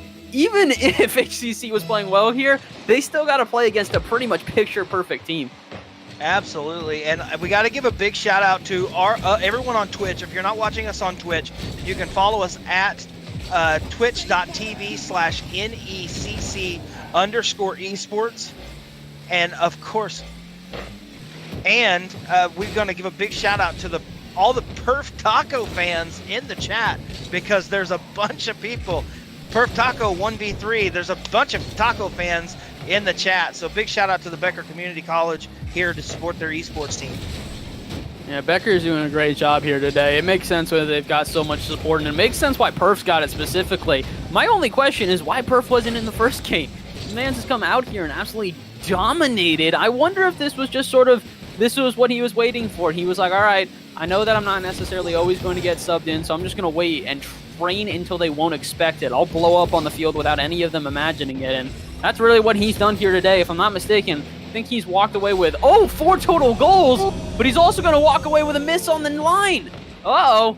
Well, ladies and gentlemen, I cannot confirm or deny the fact that what happened was Perf Taco actually ordered tacos for his team and actually didn't order enough, and his coach didn't get any, so he left him out of that first game. But now he thought better and put his goal scorer in the game, and Perfecto, makes a mistake there, but still big advantage for Becker College. Yeah, they're still up 2-0 here, and whether or not they're full on tacos or not, I mean, really, they're still gonna continue to make shots on net. Yokel's gonna walk away with this one, and again, we're back to a 3-goal lead for everyone off of Becker. It's very impressive, and Yokel's just, and you know what, plays off the top center, almost off the backboard, just hops up in the air, little redirect in the air, and puts it in the bottom of the net. It's a massive goal. Over and over again, we continue to show why Becker is just such a resilient team here. They've only allowed, if I'm not mistaken, I believe that's the only goal in 2 games here. Oh my god, they're going to slot in another one. 5-1. Just continuing to play really well. I'm being informed they have scored a couple here in the series, but really, I mean, so far it's just been complete suppression off of everyone for Becker. They've just managed to play a really solid defense while playing just as efficient of an offense here, and I have really nothing to say besides this is just an unfortunate matchup here for HCC. They've done a good job. They've played well, but they're just being outpaced, outmaneuvered, and really just outed as a team, like, just in general. Like you said, play better is really the only advice I can give. And I think one of the things that we both can, and I've been guilty of this as well, But one of the things that we can remember is this Howard Community College second team. So it is a development team. You know, this is a team that probably has some younger students on it. And you know what? They're massive goal. Navy able to push one through off a high tip, open goal, puts it in. But this is the team too, so it is not their top tier roster. So you have to give it to Howard Community College and their esports program for fielding two teams here and really trying to grow in this Rocket League space. Oh my goodness, Navy with another one, and just like that, here I am about to write them off. They put two in. I mean, don't get me wrong, I still think there's a lot of work left to do, but you got to feel at least a little bit better about those two late goals. My mind is blown here. I don't know what I just watched. Initially, we see Mountain Drew completely break rotation and go for boost, leaving the goal open. Then a 65-mile-an-hour pinch directly into goal off a kickoff. Howard, if anything to take away from this, is which one of these players are going to continue to go through this program and pull themselves up to the first team? Right now, it really could be any of them, but ex-Navy getting a part of 2 goals in a row, maybe it's his time to shine. 100%. Big demo in the center of the field. There's no way they score again. Milkman, here I was putting my dinner reservations together, and Milkman says, hope you're not lactose intolerant, because I'm going to put this goal in the right side of the net, and you ain't got nowhere to go. Man, wow, what a goal. My jaw is dropped right now. I have no idea what is going on. I guess all it took was 1 goal. They got 1 goal. The momentum started to swing a little bit here. Oh, never mind. Yokel's making sure to put an exclamation point on their win. Well, and that's just impressive. I mean, this whole match, they've tried, and as we come to the end of it here, I mean, you have to give it to Howard Community College. They've played well, and I mean, it is what it is. I mean, it's not fun to lose like this, but you are the developmental team. This Becker College team was expected to come in here and beat you, but you've played well. I mean, I don't think, to me, there's a difference in losing 3-0 and getting embarrassed 3-0, and I don't think that's the case here. No, I think especially in this last game, they started to show some fire here. I think that this is unfortunately, like we mentioned, even going into this one, a little bit one-sided, especially with the super sub coming through. Perf Taco pulling away with a multitude of goals here. In this game alone, he's got 2, but regardless, really well played all around from everybody here on this team. And I'm actually realizing now, I don't think we noticed that this was a sub. Mountain Drew back in here. Emil is out, excuse me. And as a result, they've just absolutely had a high-flying offense here. Everyone getting involved. 4 goals, 2 goals, and 1 goal. So everybody around, at least 3 assists for Perf and for Mountain Drew here. So a really good final game here. Howard doing the best that they can, but unfortunately, this one on paper was going to go to Becker, and they will walk away with a 3-0 victory, as somewhat expected. Absolutely, and a big shout out. I mean, we have to give a big shout out to Mountain Drew, because in that first game he was so aggressive. And listen, we can talk about Perf Taco playing the way that he did and scoring all the goals that he did. But even in this last game, Yokel scoring 4 goals. I mean, Mountain Drew, this is a absolute. I can't pick anyone. Maybe just because I like tacos in real life, but we can't pick a player of the game, because to me, I think this is a massive team win. This was a team win all around. Even Ramil in that final game, who was not there, he had so much effort in the other 2 games. He had done so much to help with the team. And really, when you've got a team that's so fluid, no matter who you mix in and out of it, it really does help your offense all around and defense, because the other team doesn't get time to get adjusted to you. I've mentioned this, I think, before previously on my own channel, but I do think that subs need to become way more relevant in professional play, in high-up play, in college play all around, in every level of Rocket League, because there is so much advantage to putting in a new player and not allowing the other team to get adjusted. And if you guys who are on the field still mesh as well as the original 3 in the lineup, that's just advantageous to you more than anybody. So really well played out of everyone off of Becker. All the players on there getting involved. And HCC, well played. Unfortunate for you guys that you couldn't pull away with a win here today, but this was really a good learning experience, I would say, for everyone on the team. Absolutely. I completely agree with that. And ladies and gentlemen, again, don't go anywhere, because we are just getting started. Oliver, we have another matchup tonight, And we saw this Howard Community College 2 team, but now all roads shift and we look at Howard Community College #1 team. They're coming in here, and guess what? They're facing off against the University of Alabama. The Crimson Tide come in here to the NECC. We saw how impressive they were in their opening week here with us. I mean, Oliver, there is a slugfest coming up here in this game 3. Oh, yeah, absolutely. I'm prepared for as good of a series as the first one, going back and forth the whole time. No idea who's going to end up winning that one. But we're going to have to see. We've got plenty of time until the next game, so don't go anywhere, everybody here. I'm very excited for this one to come up, but we do have a little bit more of anticipation on this one, I would say, than the last game. But Sure. I think I'm going to be just as excited for these next anticipating for this next 30 minutes as I did for the last time we had a break. So I don't know about you, Jaron, but I'm excited. Oh, man, I'm fired up. Ladies and gentlemen, thank you so much for being here. Thank you to our friends at Helix Esports for all they do for us behind the scenes. Of course, HyperX, some of the best gear in gaming, now comes to the NECC. And last but not least, and probably one of our favorites out there, ESTV, our linear TV partner. We are so grateful for them and the support they've given us. And they have announced that they will post the NECC playoffs on their channel live. So ESTV, the proud TV partner. And if you don't have ESTV yet, you can get it at Samsung TV Plus, the Roku channel, Vizio, plenty of options and platforms where you can pick up that and check out esports action from around the globe on their platform, including the NECC playoffs and the NECC championships. I tell you what, it is going to be a fantastic matchup. That matchup between Howard Community College and the University of Alabama, about 20 to 25 minutes away. So do not go anywhere. Stay right here with us. This tonight will be my last game of the evening, but my man Oliver Bass is going to be heading up the show with our friend Voltage Plays. It is going to be a fun night in this final match of the evening. Thank you so much for being here. For our commissioner, Jacob Van Ryan, our director of esports, Caleb Glooby. I have been giving him Rocket League classes. He's getting a lot better. And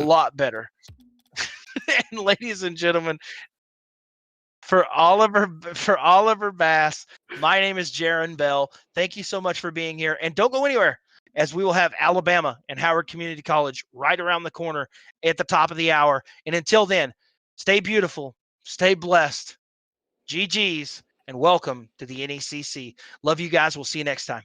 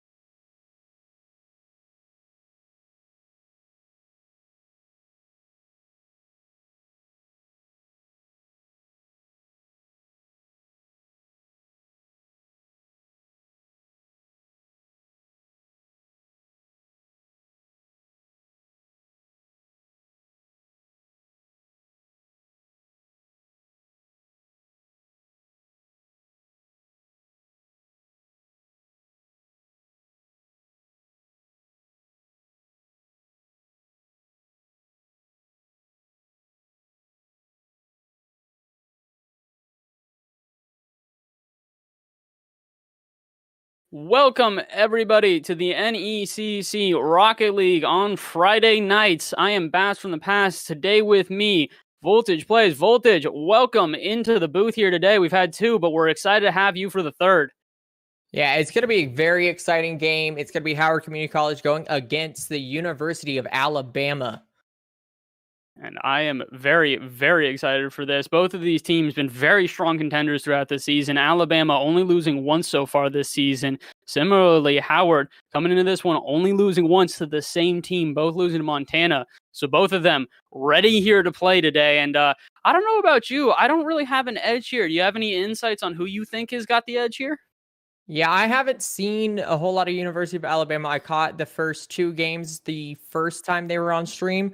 But with Howard Community College, you're going to see a lot from Logs and Trees and Newble going up the field playing together. Logs and Trees, he is the higher ranked of the three of them, and he's going to be kind of like the grounded one that makes those plays look easy that shouldn't be easy. Newble's very technical, so he's going to squeak some goals in there most likely, and then Neuropulse is going to be the one who's going to allow those two to move up the field earlier than most teams would, because he's going to stay back a little bit more than the other two. So it's going to be interesting to see how University of Alabama combats against that mentality.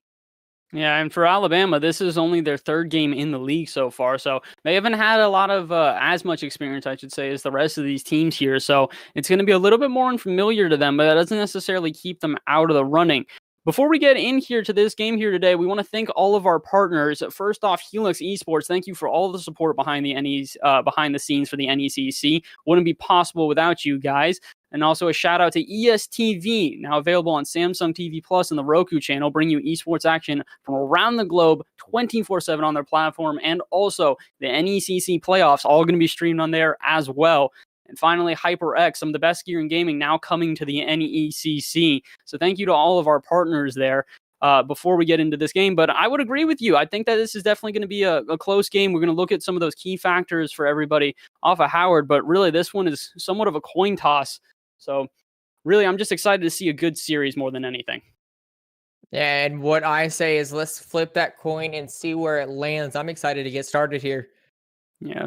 Just waiting on the teams now, just about to start in just a couple of seconds here. But I think really for me, I'm not going to necessarily pick a team between the two of them. I think that both of them have a lot of very strong players. So really, this one could go either way. We'll just have to wait and see. And as all the teams start to get ready and get into the match here, we're just about ready to go here. Howard Community College is going to be in orange. Meanwhile, we'll have Alabama on blue. Good luck's getting thrown out in the chat. So good luck to both teams as we have kickoff here, and we're just about ready to go. It's going to go off the backboard here. Logs and Trees able to push it away, but a demo comes out. Newble's going to have to move from his own corner. Trying to bring it over land here. Truthfully cool in the net. Logs and Trees moving up, but contested by Malone here.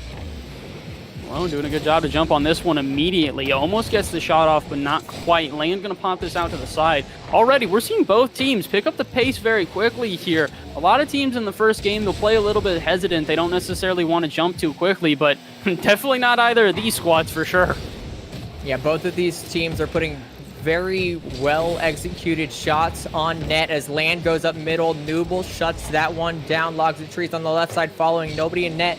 But it is a floater, and it looks like Malone Brown is going to be able to get to it. Oh, Newble cuts it. Sorry, Neuropulse tries to cut it in.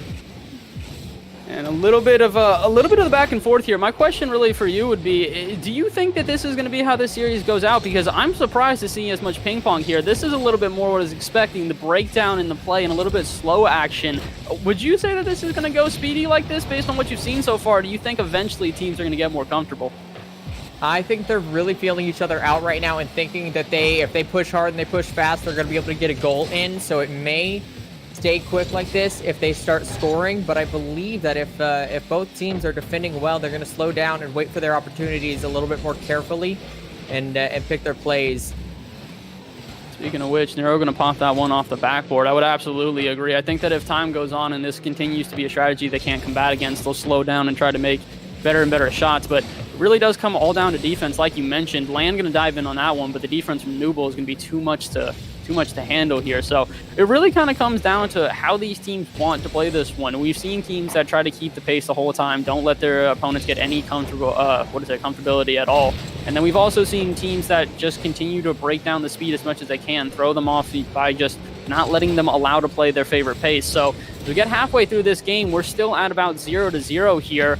And the question really becomes, what type of goal is going to make it through this defense? At this point, I feel like it's going to be the most spectacular play the NECC has seen yet, as Nooble finds Logan Trees on the right side, but it is shut down. Land there to clear it out to the side. Malone following up on it. Neuro faking.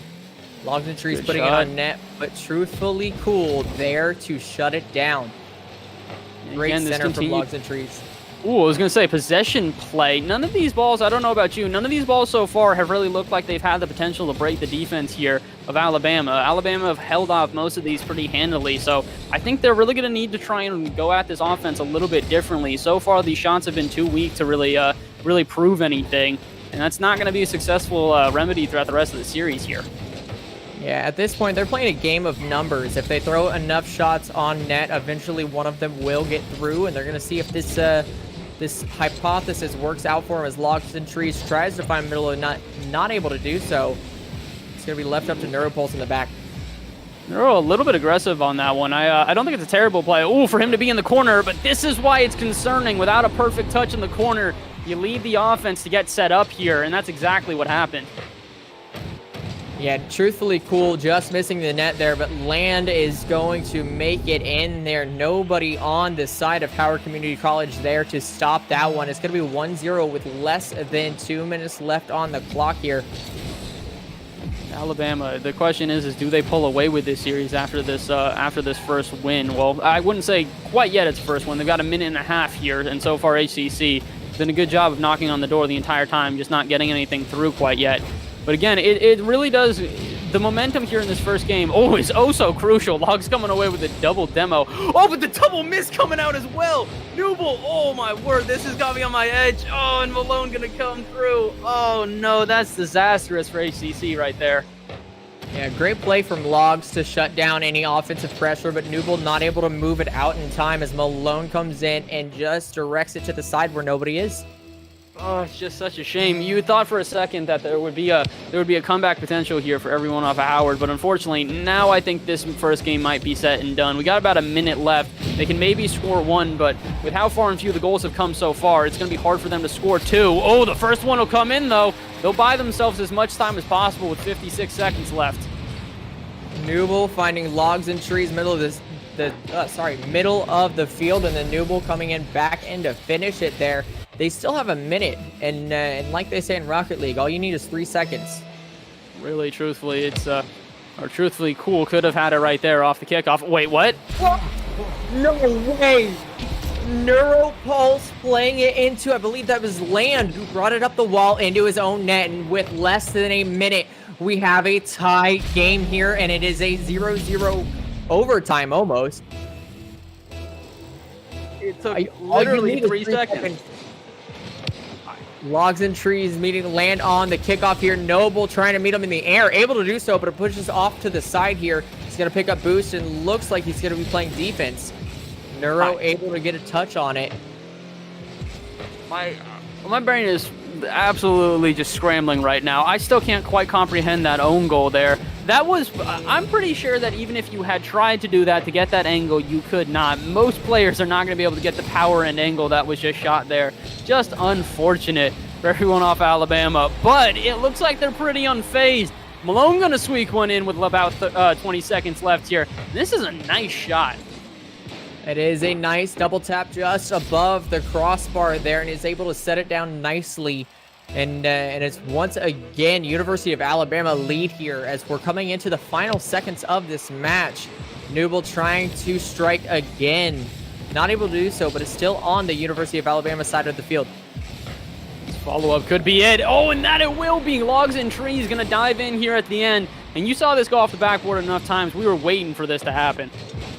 Neuro with a great center over to Logs and Trees, and Logs and Trees puts it in after the double commit from University of Alabama. 3-3, 11 seconds left, and I really haven't seen it this close of a game in Rocket League so far. I mean, this is just back and forth and back and forth. Both teams. If you were to tell me that at the 0-2 scoreline with a minute 30 left that this game was going to go to overtime at 3-3, I would have called you crazy. But here we are. We've got an overtime first game here, and we knew this series would be close. I didn't expect an overtime to start us off. But, ooh, an overtime not going to last that long if the shot goes through. What a save out of Truthfully Cool there. Oh my word. I don't know about you, but sometimes I talk in quick chats, and what a save indeed coming out from the side of University of Alabama, as that's going to flow over Neuropole, but Logs and Trees is going to be there in fantastic rotation for just a moment there from Howard Community College. Yeah, and I think that miss that went over Neuro, really, it was going to be heartbreaking if that had gone in. As much as I would love to see the some nice goal come through here, the number one thing I'd like to avoid is I do not want the end here to be off of a mistake. Both these teams have played so well up until now. It would be so wrong for them to go out on a small and silly mistake. That's a nice pass out to the middle. Neuro puts it high, but Noble can't get there for the follow-up. Follow will come out of Logs, but it's not powerful enough. And man, you thought that was it for HCC. That was the best opportunity so far. Yeah, absolutely, but they did have a triple commit. If somebody on University of Alabama was able to pop it over Logs, that would have been game right there. But luckily, Logs put a corner of his bumper on it as a center coming out from land. Newble going to try to run with that, but immediately gets stomped. Malone going to pop this one out of his own half, and Newble not going to make the best touch. Unfortunately, he kind of just throws that out to Truthfully, who's going to then pass it to land. Back and forth we go. It looks like we're back to a little bit of ping pong here, as neither team has had possession for about 30 seconds. Yeah, it looks like we're going to be ending the game the way we started it, quick and back and forth. Neuropulse there to clean it up there, but doesn't retain control. Logs and Trees having to come out of net to move it forward. Neuropulse needs to go far net here as land centers that up. Oh, that's got me nervous. Beautifully. I don't know if you saw that. They broke rotations for a little bit of a second here. You've mentioned it previously. If teams start popping this across the field like we saw in the last game with Golden, it's going to be a really hard series for either one of them to come through with. But I do think that the rotations are going to clean up as the series goes on. This could be the winning. No! A double commit again. This is what I mean. You got to be so nervous right now for Alabama. They've had many opportunities, but the minute that this gets crossed across the court here, it's going to be disastrous for them. Neuropulse decided to cut in from that pass from Logs as this offensive pressure is now starting to go in the way of HTC, but as soon as I say that, it goes back towards Alabama. Malone trying to sneak it past Newble. They're not able to do so, but open field, and Newble puts a shot towards the top left corner.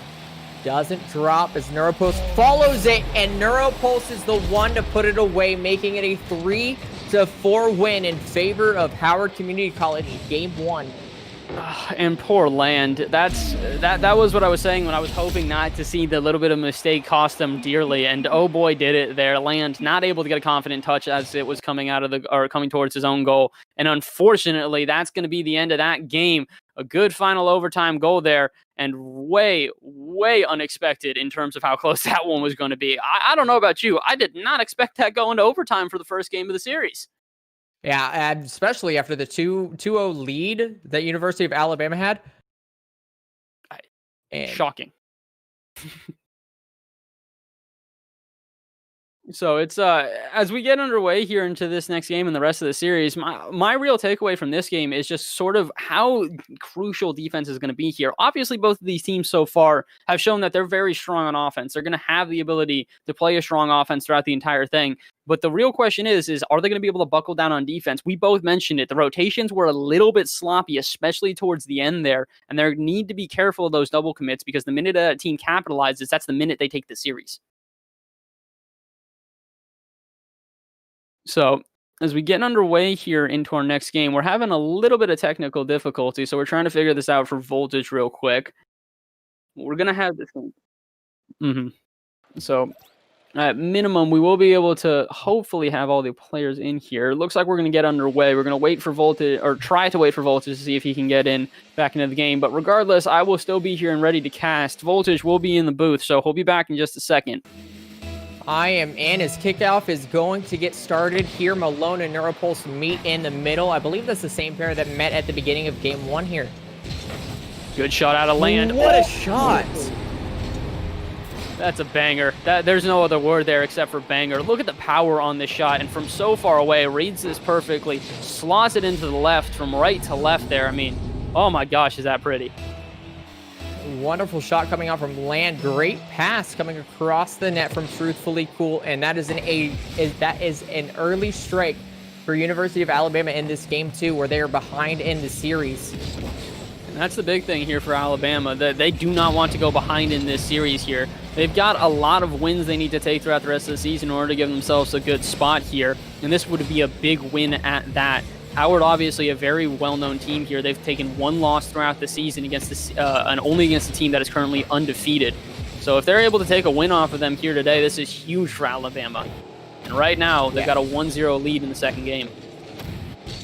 And right now, both these teams are gaining so much experience playing each other. These are the top two most likely in this division, or sorry, top of the top three in this division.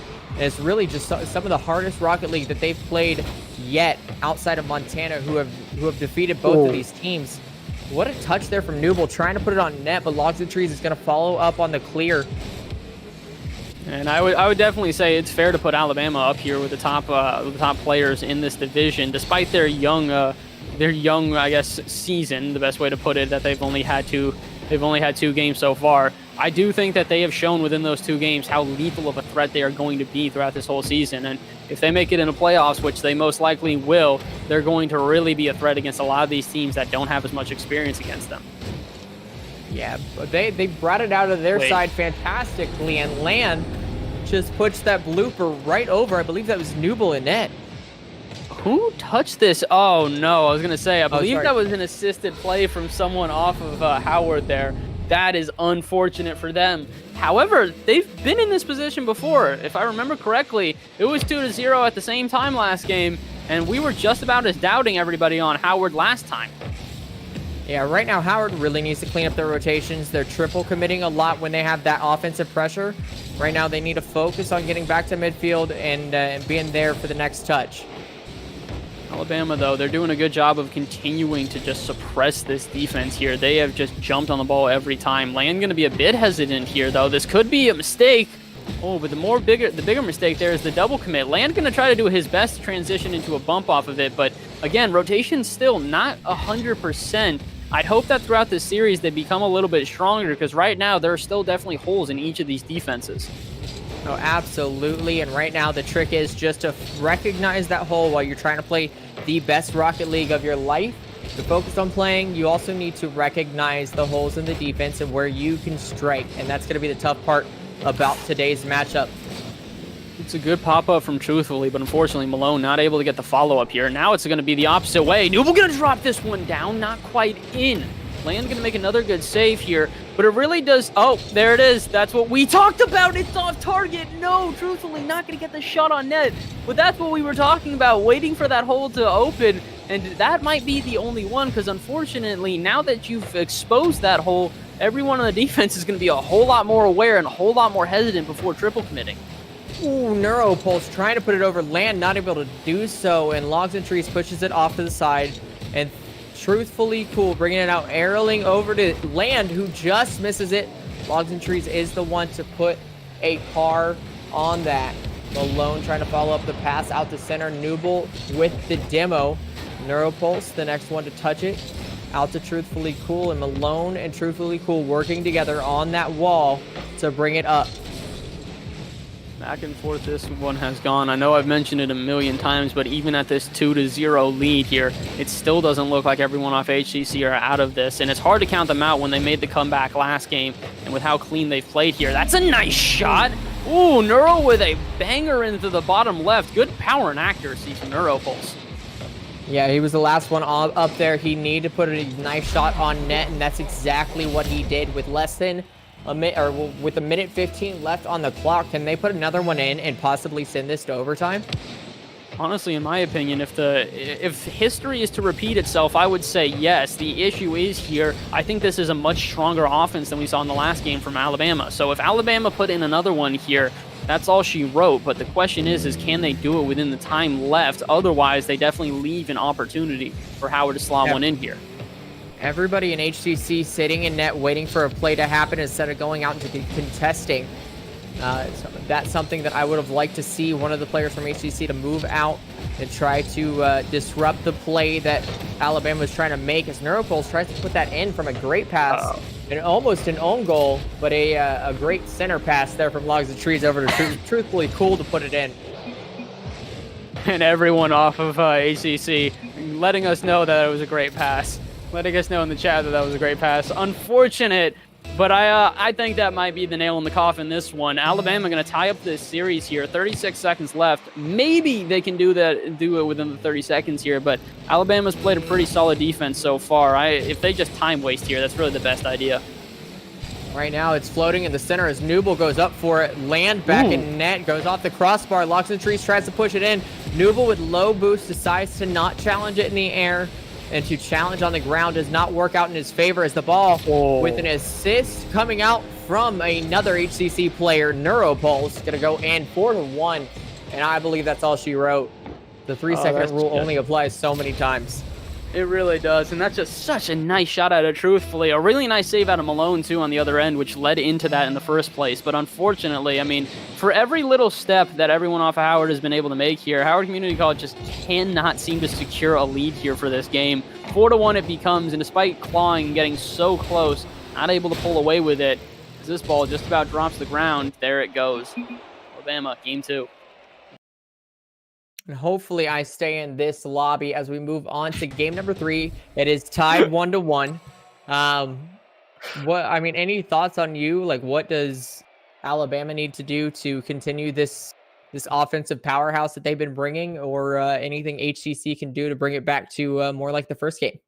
I mean, honestly, more than anything, I think Alabama's doing a really good job right here. There's not a lot of criticisms that I can make of them, and I think for the most part, they'll be able to figure them out themselves rather than me having to try and figure them out for them. I would say the biggest thing here for everyone off of Howard, though, is they've got to start playing rotations correctly. You and I both mentioned it, and in different forms. They need to not triple commit. They need to make sure that they have a player out of net, so while they have someone in there, trust them fully and have the other two players running distraction, so they make sure that they don't have an easy shot on net. And in addition to that, just up your pace. It looks hesitant. It doesn't look like they're jumping on the ball as much, and they're giving a lot of time to Alabama to just do what they want, passing plays, dribbling plays, really whatever. So I think that's the biggest thing. Work on rotations here for Howard, and I think that's going to be their key to victory here.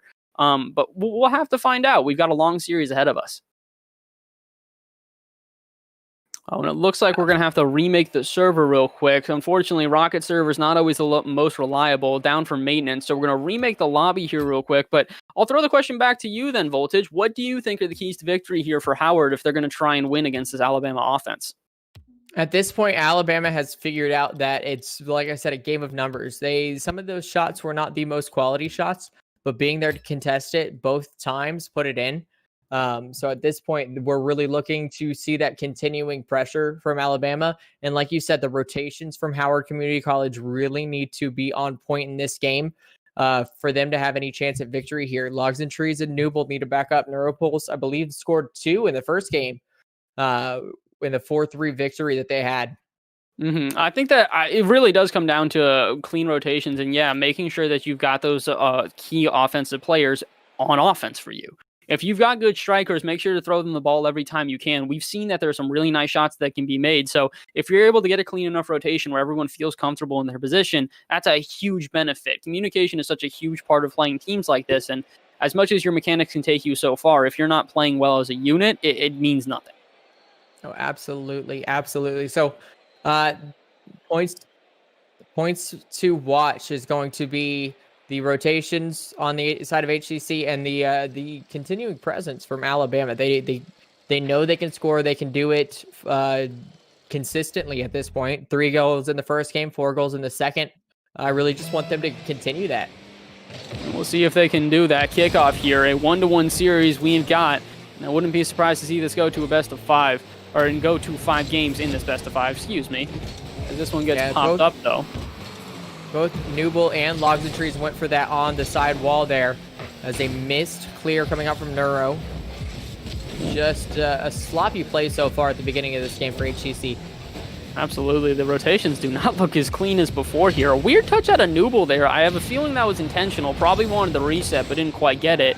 Now with no one home here, yeah, they can do what they want, but they won't. Alabama not able to make that one off. The pass from Truthfully just a bit too powerful. And now we go the other way with Logs and Trees faking everyone out with no boost in the air.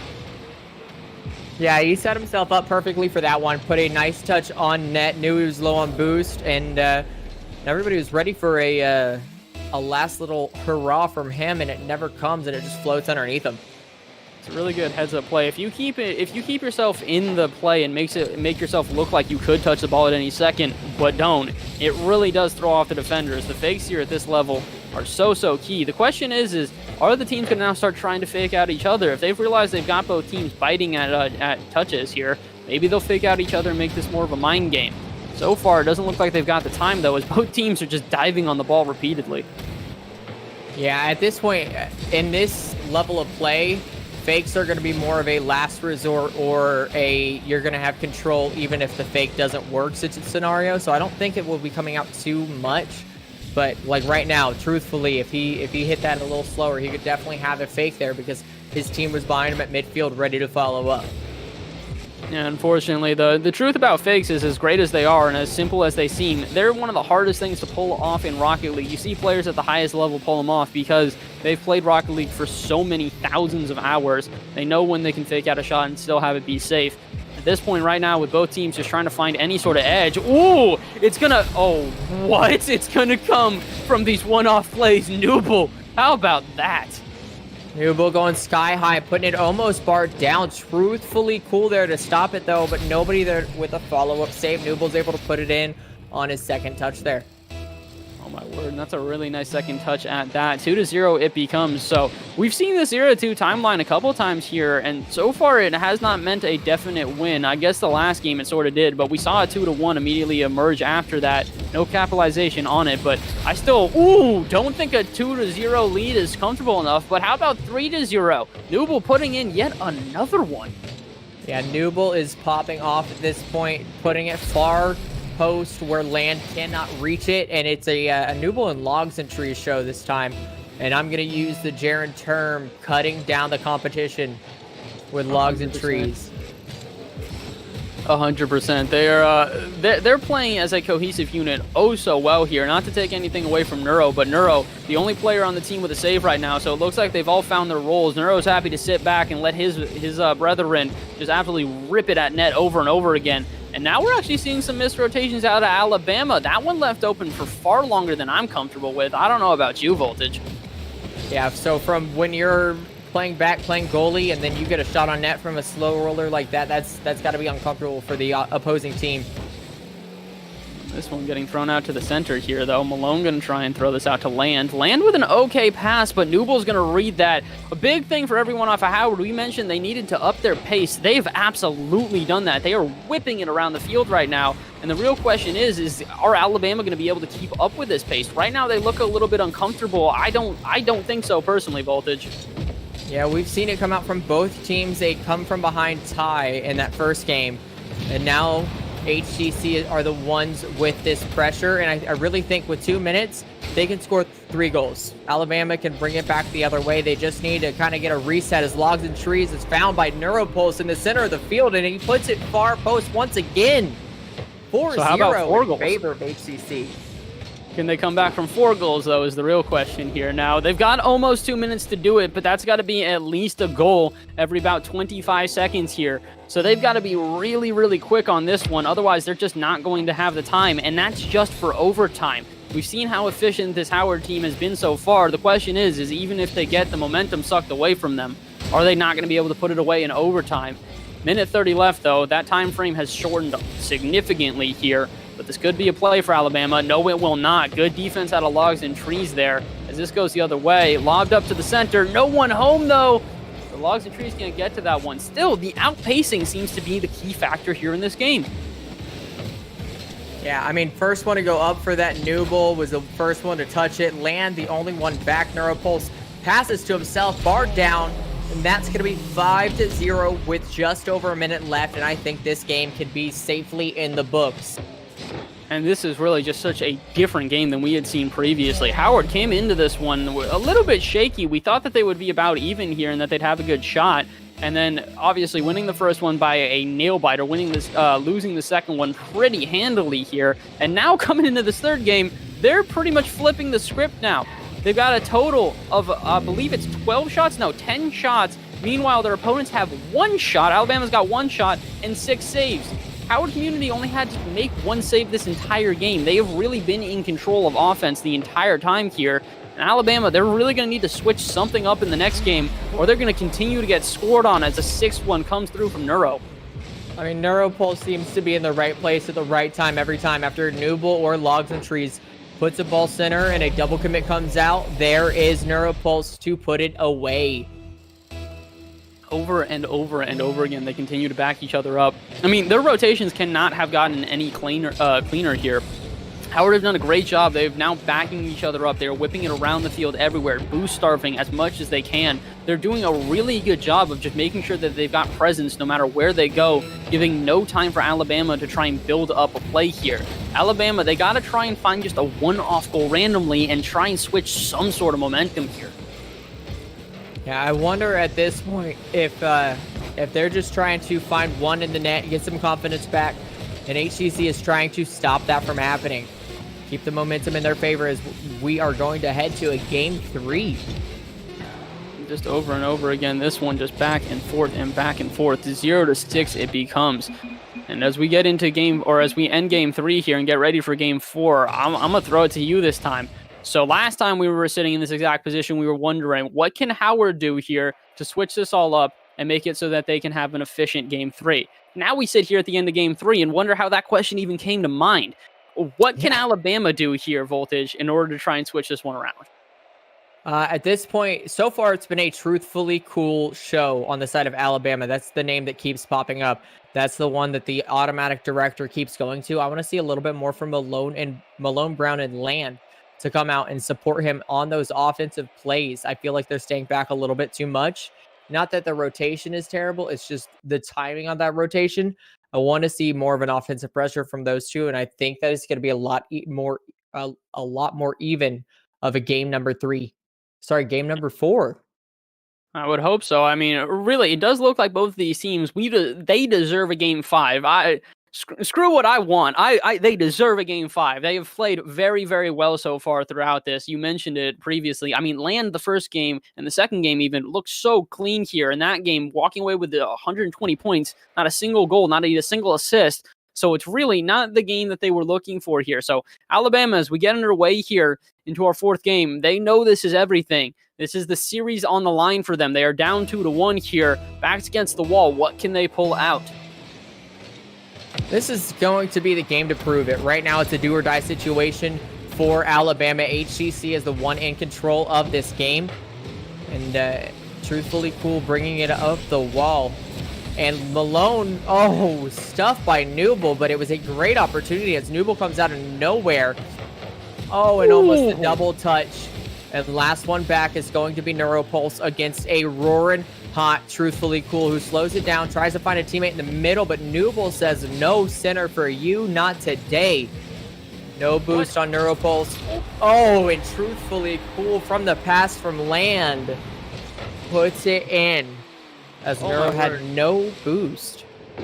I was going to mention how I think that Howard had been doing such a good job on rotations there. You saw the double commit on the front half, so their third man stayed back, immediately waited until the team was positioned, and then charged only once he knew he had someone behind him to make the touch after he forced the awkwardness out of Alabama. But unfortunately, I think a big difference here, Alabama, they're playing a little bit of possession play now. They're not just immediately shooting for shots and taking whatever they can. They're just trying to break down this defense out of Howard, and I think this might be the key for them. It's worked so far, and Howard look a whole lot more awkward than they had previously. Yeah, so far it is working. Two double commits coming up from Noble and Logs and Trees as Malone makes a brilliant save, brings up the field. Logs and Trees trying to contest, but has no boots to do so. Land in the middle, Neuro not quick enough, and it's going to be a 2-0 game once again. And this is just a whole different Alabama already. You see them carrying it down the side. Malone, like a statue, will not be moved, just completely carrying that without any bump affecting him. And a great shot out of Land. The two players we were saying, hey, we need to see them step it up a little bit. They have absolutely stepped it up already here in this game. Land coming away with 1 goal and an assist. Meanwhile, Malone already having an assist on the board and a save. So both players stepping it up here in Game 4, and they're already up 2-0. The question is this a safe enough point for them? Yeah, at this point, I feel like both teams are watching the stream as almost an air dribble goes in from Nooble. We tell HCC they need to tighten up their rotations. Next game, tightest rotations we've seen so far. We say Land and Malone need to step it up, bring it to the plate. First 2 minutes, they are in there scoring goals and assisting plays. Really just interesting how these teams are figuring out what they need to do at the break. And the pace has absolutely stepped up here for Alabama. They have immediately started trying to run on this one. And you see the demos coming out a lot more here. I think both teams are starting to get frustrated with how little time they're getting. They're just going for demos, trying to just pull a player out of the equation here and see if they can maybe buy themselves some more time. Banger of a shot out of Land, but it's going to be too high. Already here, though, Alabama, they're doing a good job of just running with this offense here. The demo's really coming into play now. I knew they'd be something, but not to that degree. I think that's the 3rd demo in 20 seconds.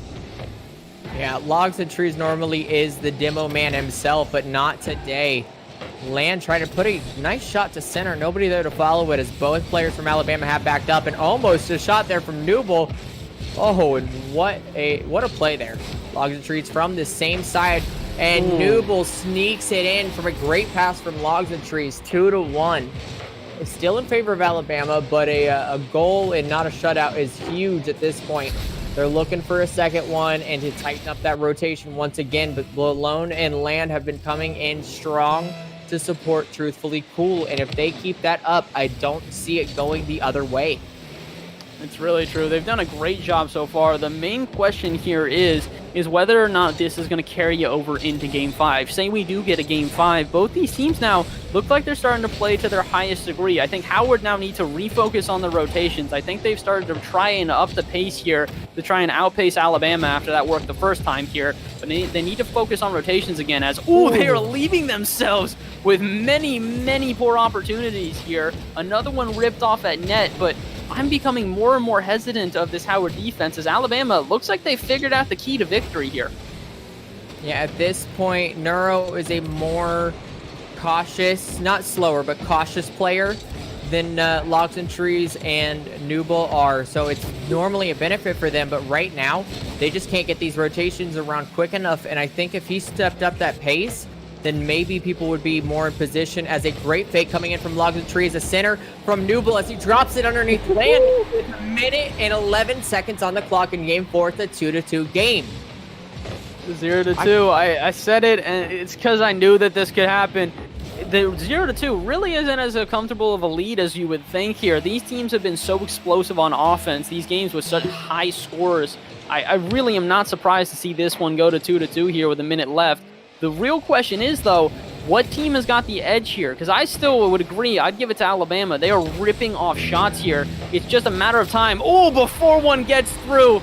And you mentioned his name all day. Truthfully Cool walking away with another goal here. Logs and Trees putting it off to the side. Malone back over. Nooble stops it, but Truthfully Cool is there to sneak it past Nooble. Just impressive play all around. A minute left here. The question is can Howard sneak one more in here and bring this to an overtime? I think they've got it left in them. But if Alabama just switched to a time-wasting defense here, they're going to have a good shot at this one. This lob out to the center might not be what we're looking for, as Nero can play that out easily. Now Land on the backfield has to be careful. Log's going to get the 50, but truthfully he'll pop this out to the side. Nooble has this ball, pops it back out to midfield. And we're back to a little bit of ping pong here. It's not exactly what I expected, but it makes sense if you're Alabama, as it's an easy way to waste time. Yeah, not giving HCC any opportunity to maintain possession. They just have to keep kicking it out and go for boosts. It's Neuro is currently at 8 boosts, 30 for Logs and Trees. Everybody's low. They don't have boosts to go contest a shot and then bring it upfield.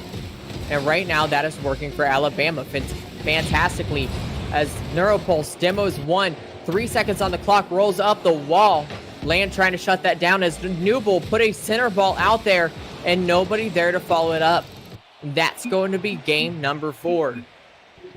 Alabama really turning this one around here. A lot closer of a game than we had seen previously, but Alabama definitely making all the necessary changes that you and I were looking for there. They outpaced their opponents for sure. They were definitely keeping up the pace there. The rotations were really clean, and their offense was efficient, walking away with a total of 11 shots here. Meanwhile, also playing a good defensive game, though. 7 shots for everyone off of Howard, and they walk away with 2 saves. Meanwhile, on the other side, Howard had to make 6 saves of those 11 shots, so the 3 that went in had to be bangers for sure. Yeah, I'm almost speechless. This is so much fun to watch at this point. These two teams are playing very high-level Rocket League, and it's very entertaining, to say the least. Yeah, there's a lot going on back and forth here. The real truth is this is, like you said earlier, it's a coin flip on who takes us in this final game. We have seen the momentum go back and forth, so if history is anything to tell after going 1 game to 1 game, 1 game to 1 game, this should be Howard's game, but really, it's up in the air. Alabama, they haven't had as many of these opportunities to show how clutch they are, so if they make this win here right now, this is a huge statement going on into the rest of the season. So for Alabama here, this is do or die time. This is what you guys have been training for. This is what you've been waiting for. An opportunity to prove, despite the fact that you don't have as many wins as the rest of these teams, you are just as solid here. Yeah, as game number 5, I believe the second time in NECC history, we have a game number 5 as it goes in the way of Land and the Alabama team for the kickoff. Once again, center ball from Land there. Logs and Trees shutting that down, moving it out himself.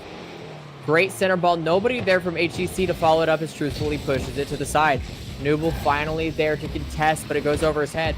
Neuropulse in the air pushes it back the other way towards the Alabama net. Both players miss it, and Logs and Trees trying to find a center, but Land once again shuts down that movement. Ball on net. Neuropulse has to get a touch on it, and he's able to do so here. And it's 30 seconds into game number 5, back and forth that we saw in game number 1.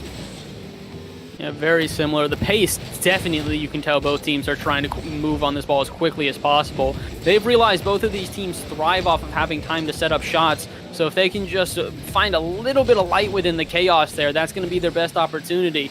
4 minutes left here now, and honestly, so far out of this game, this is nothing that nothing unexpected really. Both these teams playing with such high octane offenses here. The question is which team is going to break down on defense first? Right now, it looks like Alabama's rotations are not as clean as before. I don't know about you, Voltage, but I'm a little nervous for the Alabama defense. Yeah, they need to tighten it up, but 2 players back for that shot.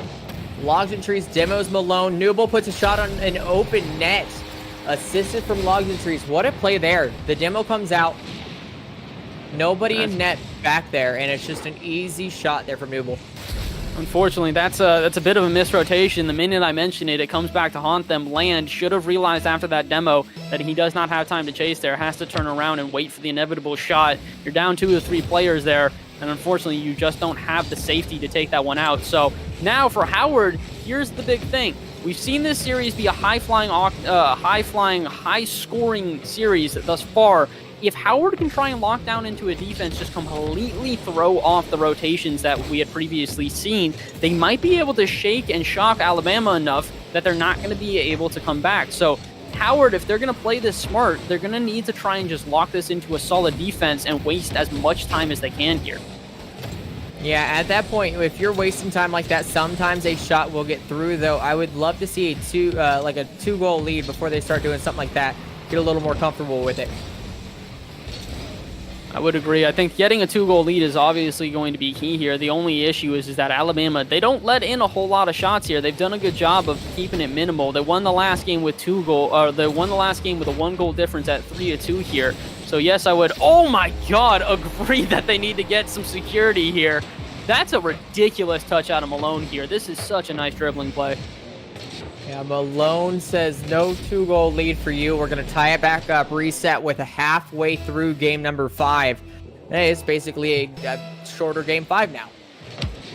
Again, this is half the game here left. Really could go either way. Nice shot out of Loggin' Trees, though.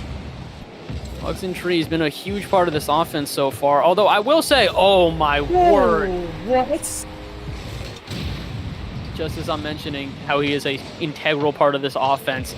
This is a ridiculous angle. That is so hard to slot in there, especially when you know you've got a defender right on your butt waiting to see what you do there. Howard stepping up when the time counts, specifically Logs stepping up when the time counts.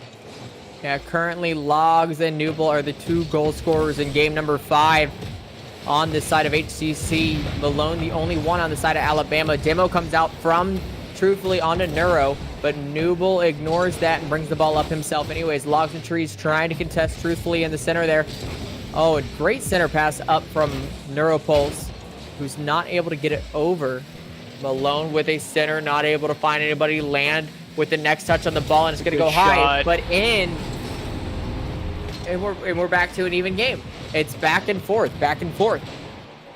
God, that is a nice shot out of Land, though. Realizes he's got 2 defenders there, both of them on the ground. If he puts this high enough, it's going to be a nice shot, and that it was. 151 left here now. Back to a 2-2 game, like you said. The question really becomes, do either of these teams have it in them to score one more? Or are we going to an overtime right now? It's a good pass out from Neuro, but not quite on target out of Newble. Ping pong it becomes yet again. Maybe a little bit of a breakdown here, but no, Newble's going to pass this one out to Trees. Trees is going to have this one. Oh, what a shot. Well, what an attempt there from Neuropulse. That would have been such a tic-tac-toe play coming out from the side of HCC. Newble found Logs. Logs back up to Neuro, and that would have been a fantastic play. Not able to come together, but I like the teamwork. So far, with just over a minute to play, this is the team that's coming together to play like a team. Absolutely, and the big thing for me right now is I'm getting a little bit nervous for Alabama. If you notice, yeah, they've got players pretty far up here. Land gonna have to run back for that one. Doesn't have as clean of a save. But when they get into their offense, if they start playing possession play, I've seen Alabama pull their defenders up to the midfield. If Howard can take advantage of that even one time, pop it to the other half of the field, they're gonna have a success here. But right now, 48 seconds left. We're still at a 2-2 ball game here, and we might be going to overtime. Logs and Trees picks up boost before pushing that one out. A smart play, but a risky play coming out from him. If he doesn't hit that boost just right, or if he misses the ball, that's in. Neuro trying to find a bump, but Malone cuts early. No bump to be found. Logs and Trees trying to settle the ball down. Not going to be able to do so as Neuro follows that up. Miscommunication between Logs and Trees and Neuropulse. Land trying to get it out. Newble trying to find it. Not able to do so as Truthfully Cool picks up the misplay from Newble, but Newble says this is my team's ball. 9 seconds on the clock. Logs and Trees with possession and not able to put it in as Land cuts across. Neuropulse, the next one to touch it for ACC, and everybody back in the net for Alabama. Overtime we go. We thought this was going to be the result. We knew this series was going to be close, but I didn't expect a 2-2 overtime in Game 5.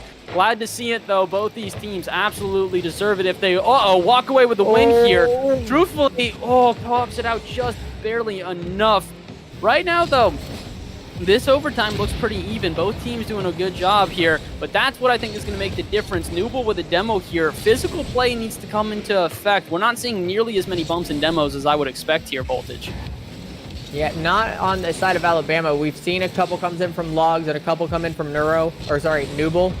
But on the side of Alabama, there hasn't been many. As a floater goes up, Logs and Trees puts it down, and that's going to be the goal that wins the series.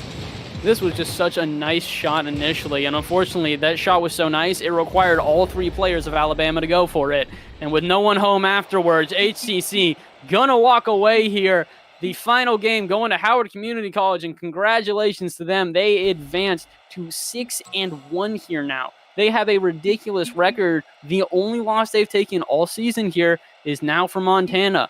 And similarly from Alabama, their only loss before this was from Montana. So now they got a little bit of a grudge match coming back if these two meet up and are in playoffs again. Yeah, you also have to look at Alabama's schedule. They have had the top 2 teams so far in the rankings to go against out of the 3 games that they have played. And they're currently sitting at 1-2. So I wonder who they're going to play next week and how that is going to go and affect the standings. Yeah, they're going to have a rough next week. They're going to have a lot of teams that they're going to have to play to try and up all of their final games, get to a normal record like the rest of these teams here. But regardless, they put in a heck of an effort here today. Really, really impressive play out of them. I mean, honestly, that last game, if you have just a little bit of difference in that overtime, if the rotations are a little bit cleaner, that goes to Alabama there. But really, either way, that series could have gone.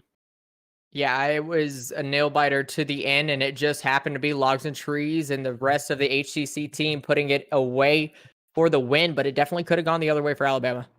Oh, yeah, that was incredible final series for the night. I don't know about you. I couldn't ask for any better. I thought when we saw the first series go to 5 that I was going to be like, that's the closest we'll see it all day. Nope. Yeah. That was incredible from both teams. Yeah, back and forth. A really, really incredible Friday night here at the NECC. We want to thank you guys for all coming through here today, as well as we want to thank all of our partners that make this possible. So first off, a shout out to Helix Esports. Thank you guys for everything that you do behind the scenes here for the NECC. It would not be possible without you guys. Another shout out to ESTV, our linear TV provider, available on Samsung TV Plus and the Roku channel, bringing you 24/7 esports action, and also going to bring you the playoffs right here at the NECC. And finally, to HyperX, some of the best gear in gaming, now coming to the NECC, and we want to thank all of them again, as well as also our commissioner, Jacob Van Ryan, for allowing us to be here tonight, and our director of esports, Caleb Gloovy. So thank you to everybody that came through here today. Voltage, thank you to you for joining me here in the booth, my guy. Really appreciate you coming through. That was a really fun match to cast. Oh yeah, it was a fantastic match to cast, and it was a pleasure to cast with you, my friend. Yeah, so make sure to go check out the NECC on all of our social media. We're on Twitter. We are also on Twitch, obviously, as some of you may be watching from as well. Go make sure to check out Voltage, at @VoltagePlays_below me. Make sure to check out my stuff or Bass from the past. But really, I think that's all for this week. I want to thank all of you guys for coming here again. Voltage, any last words you want to go out on? I can't wait to see what Alabama does next, and really just kind of shows the rest of the league we're not a 0-2 team. Oh, absolutely. Because they're not. I absolutely think that they've got a whole lot more that they're going to be able to prove as the season goes on. I think that I also agree they're going to be a lethal competitor. But we want to thank you guys again. Thank you guys for having us here today. I am Bass from the past. That is Voltage below me. Thank you guys for coming through here today. And we will catch all of you guys next time with more esports action coming here on Monday with Madden. So make sure to tune in for that. Otherwise, thank you guys so much for having us. We will see you next week.